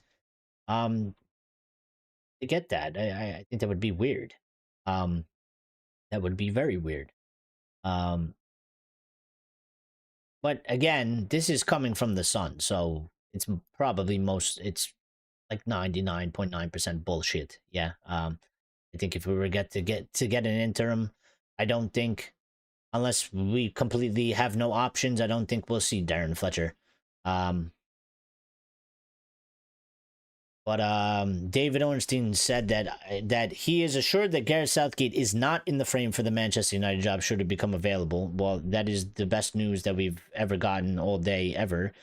Crossy Daily Star said Gareth Southgate would reject United if they approach him to replace Amorim. Thank you. That might be the best thing you ever did in your whole career, Gareth Southgate. Probably not even true because nobody asked for you, but thank you. Thank you. It's probably the greatest decision you ever made. We don't want you here. You would never get the time, and you won't be good enough. So, yeah. And that's that on the latest news.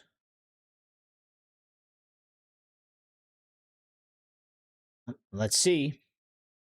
Semenya was a target for us as well, by the way, during the summer. And I'm sure by the end of this season he will be going to another club. So, we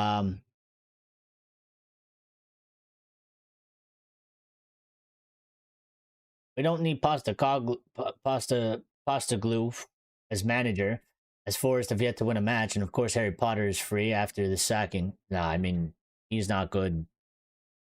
Potter's not good. None of them are good. None of them should be coming in. They're not what we need.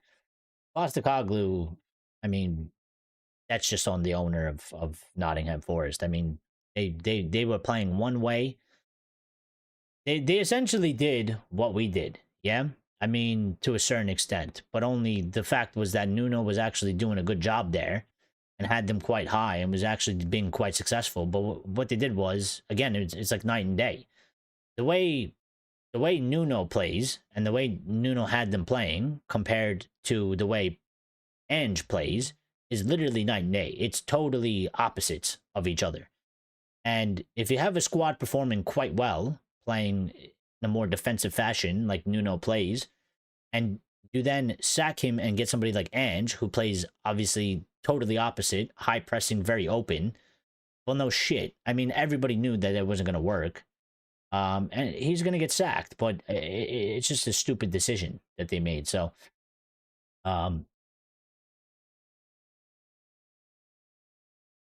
was talk about Carrick in the fold too. Well, yes, there's talk about Carrick. He's in the fold for sure. Surely we don't want any more ex-United players as managers. I mean, I don't know about full-time managers, but if we need a caretaker, listen, I'm okay really with Carrick. I think Carrick's actually decently good, and Rude did good for the few games that he was here. So if we find ourselves in a situation where we need a caretaker, and so we don't kind of do a repeat of what we did last season, where we sacked the manager mid-season and we bring in a new manager mid-season, and it wasn't quite right, and didn't go well. I'd rather just take the caretaker. So I'd rather get one of them in. But whatever decision we have to make, it's got to be based on merit. Yeah, it's got to be based on merit. We don't hand the job to Carrick because Carrick is an ex-United, player and legend of the club. You don't just give it to Van Nistelrooy just because he's a legend of the club and he's an ex-player. It's got to be based on merit, yeah. So I mean, if they come in, they do caretaking, they do a good job, in the football, and you see something in there, you can make a case for it. But yeah, X says we need to win tomorrow. Yes, we do. If Amorim does go, then he would go abroad instead of another Premier League team. Well, yeah, I don't think he's going to get a Premier League job. Not at this moment in time, but if he does go, he'll end up somewhere else for sure, and then we'll see what happens out of that. But um,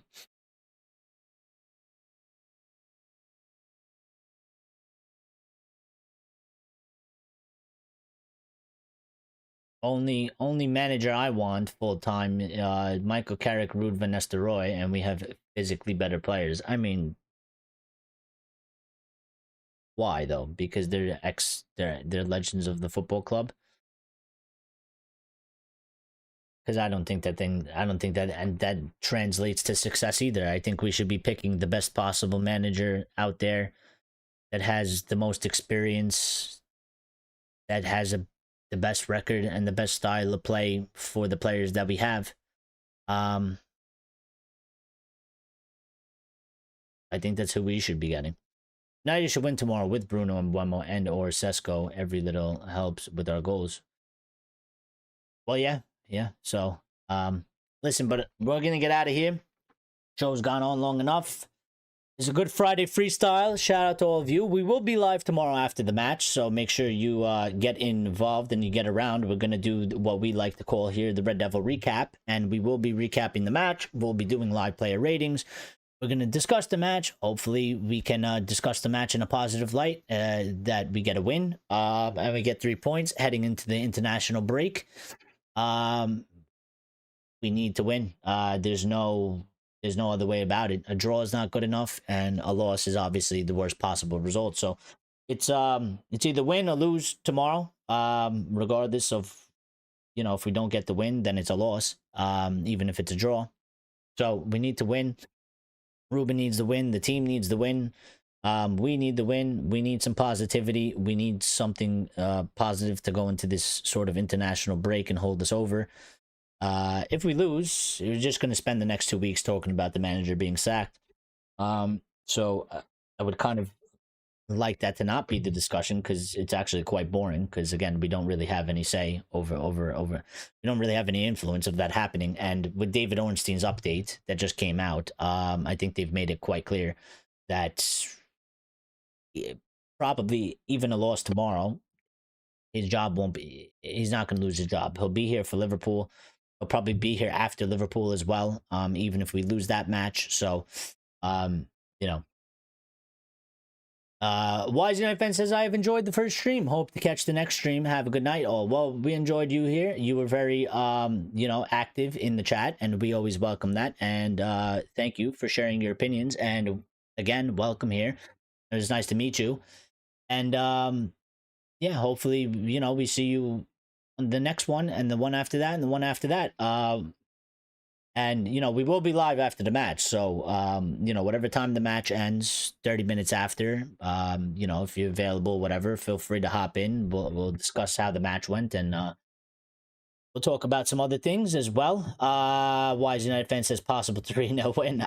I wish I can be that.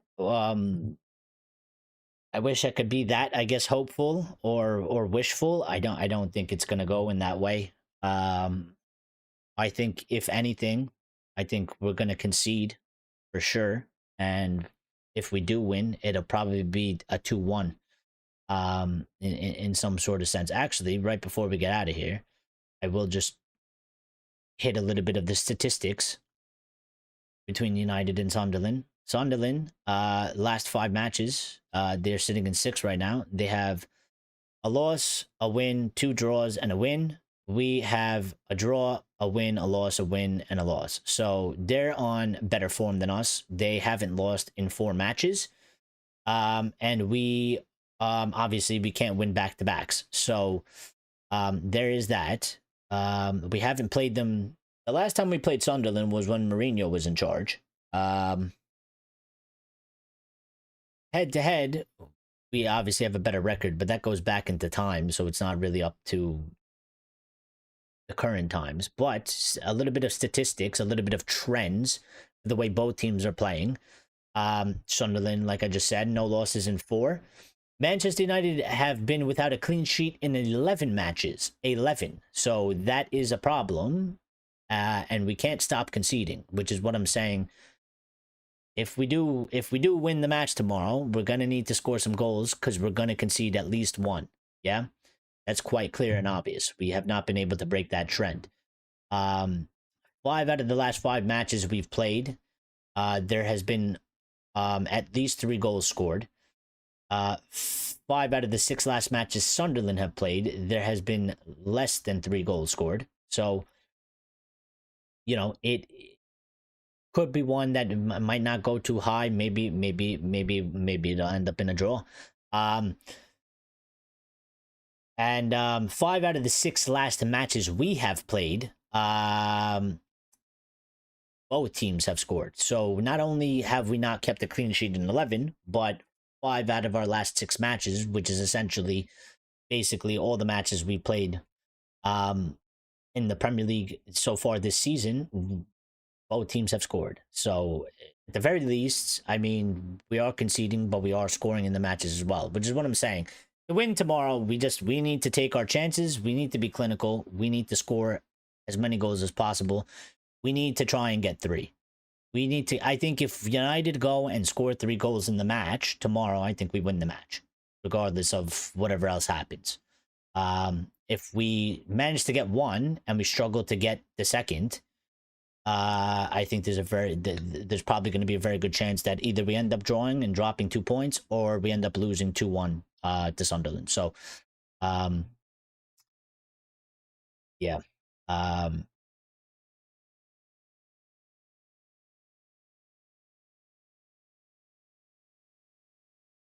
And cheers to all of you. Why is United fans? I will celebrate or drown my sorrows. Well, you could come celebrate with us, or you could drown in your sorrows with us tomorrow. We'll do it together as a community, yeah? We will finish above Spurs again this season. I don't know. I mean, they got a new manager, and the squad looks pretty decent, and they kind of got that honeymoon phase with the new manager. But I guess it depends what happens. So the end is the problem. Before that, it was Onana. Well, I think, again, I don't think it's solely just on the goalkeeper. Again, I'm not protecting Bienda because I don't think he's good enough, and Onana definitely wasn't good enough. But I mean, look at the last match. The first goal that we conceded had nothing to do with Bienda. It's not his fault. I mean, we literally gave them a full free breakaway early in the game. I don't expect any goalkeeper to really save that. If they do save it, it's absolutely amazing and that's fantastic. But I don't expect the goalkeeper to save that. The second one maybe could have done a little bit better. The third one was totally his fault because it went right through the middle of him. But by that time, I mean, we missed a pen. We didn't do enough to get back into the game. So while the goalkeeper might have issues, there's so many other issues throughout the team as well that we need to get straight. But we can start by addressing some of the issues, like maybe playing Lemons, maybe making a change in the back and getting Heaven in there for sure, changing the midfield and going from there. So we need goals now. We do. We need goals now. Wise United fan says 2-0 by halftime. For us or for them? So no Kane or Son at Spurs, doesn't matter. They've been alright. They don't need Son really. And they don't need Son anymore. I mean, look at the squad that they have. Look at the players that they bought. And also they're playing Leeds tomorrow. So yeah. But yeah, other than that, shout out to all of you, shout out to all the fans, shout out to everybody that's liked the video. Make sure, if you didn't like the video, make sure you just like it on the way out of here. I can't even give you a score prediction because I don't know what we're gonna do tomorrow. I would say 2-1. If we're gonna win, 2-1. If we're gonna lose, 2-1. I think the score will probably be 2-1 in one way or another. I just don't know what our team is gonna do. Leeds will lose. Leeds is home. And Leeds will probably lose, yes, to Spurs. I agree. Tottenham are in 5th. And Leeds is 1 point above us and 2 spots above us. So Yeah, shout out to all of you. Shout out to the new subscribers. Thank you. Appreciate every single one of you. Shout out to all the new people. Shout out to all the day ones as well. It was great to hear from you. Great to hear from everybody. A lot of good opinions today. Very good show.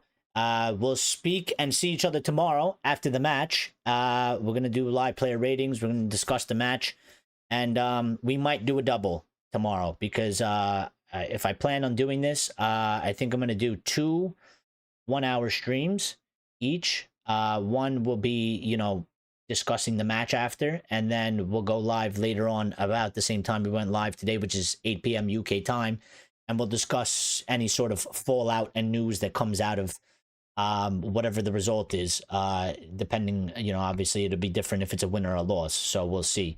Yeah, Brentford are above us too. Yeah, they went above us when they beat us. So, but other than that, everybody enjoy the rest of your Friday evening, Friday night, Friday morning. Shout out to all of you. Thank you again. Greatly appreciate it. And we'll speak and see each other tomorrow. All right. Be good. Have a good